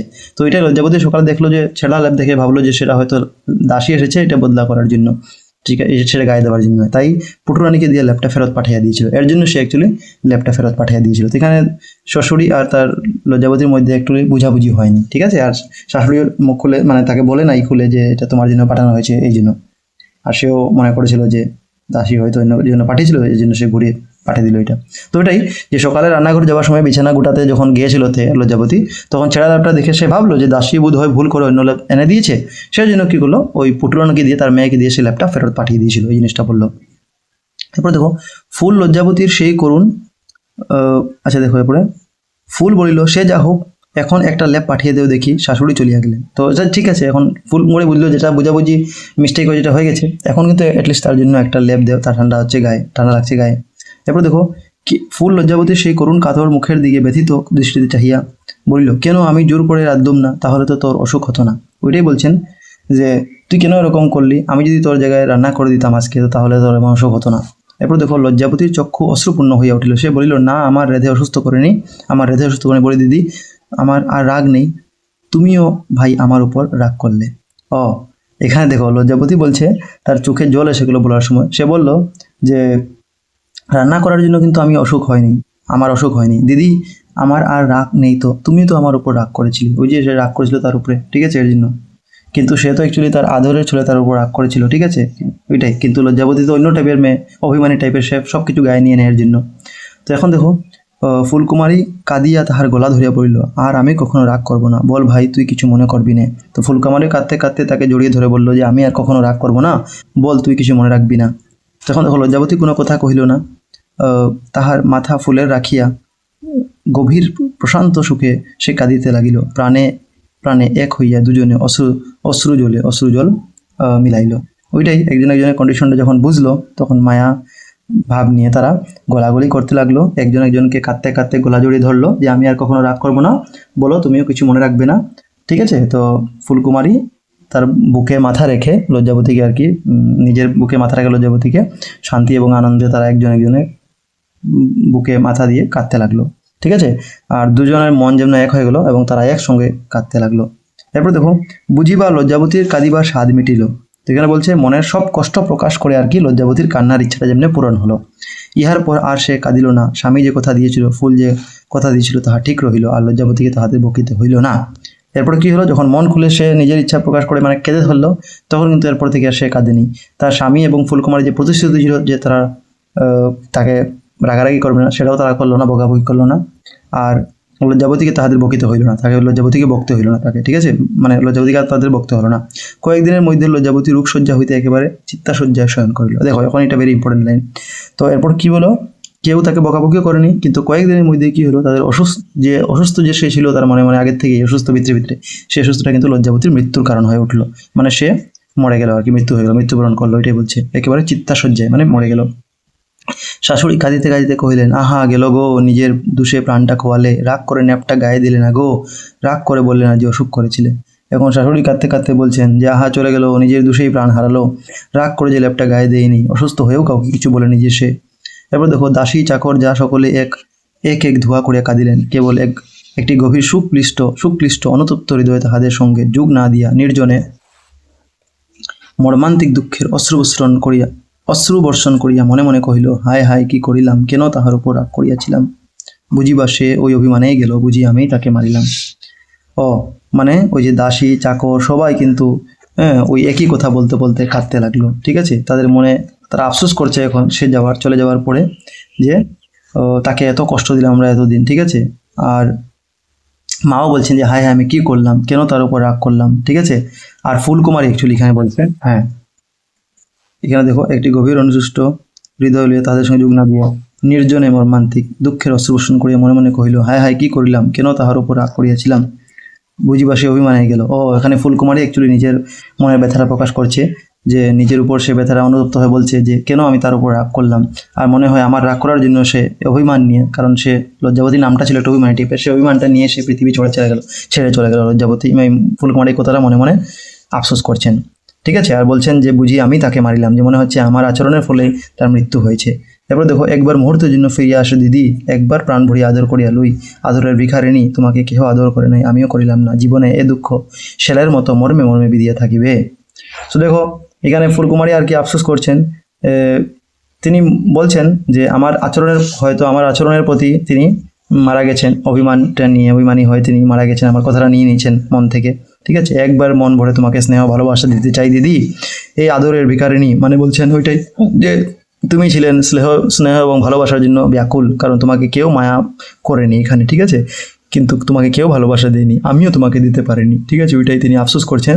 এবং আরও বলছেন যে জীবনে এই দুঃখ শেলের মতো মর্মে মর্মে বিধিয়া থাকিবে, মানে এই দুঃখ আমাকে চিরজীবন আমার হৃদয়ে এটা গভীর যন্ত্রণা নিয়ে আমি থাকবো।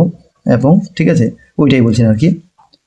তো এখানে যদি কথা বলা যায় লাস্ট প্যারাগ্রাফটার থেকে, এখানে মানে ফুলকুমারী তিনি গভীর অনুতাপে কাঁদতে কাঁদতে ভাবছেন যে লজ্জাপতির প্রতি যেটা আমি সামান্য রাগ দেখিয়েছিলাম, সেই রাগটার প্রতি হয়তো তার মৃত্যু হয়েছে। আর তিনি নিজে আফসোস করছেন নিয়ে, যে জীবিত অবস্থায় লজ্জাপতিকে কেহ মায়া মমতা করেনি, স্নেহ ভালোবাসেনি, আমিও তাকে দিতে পারলাম না। এবং এই অনুশোচনা বা এই দুঃখ ভাবটা নিয়ে তিনি সারা জীবন মনে মনে কষ্ট পাবেন।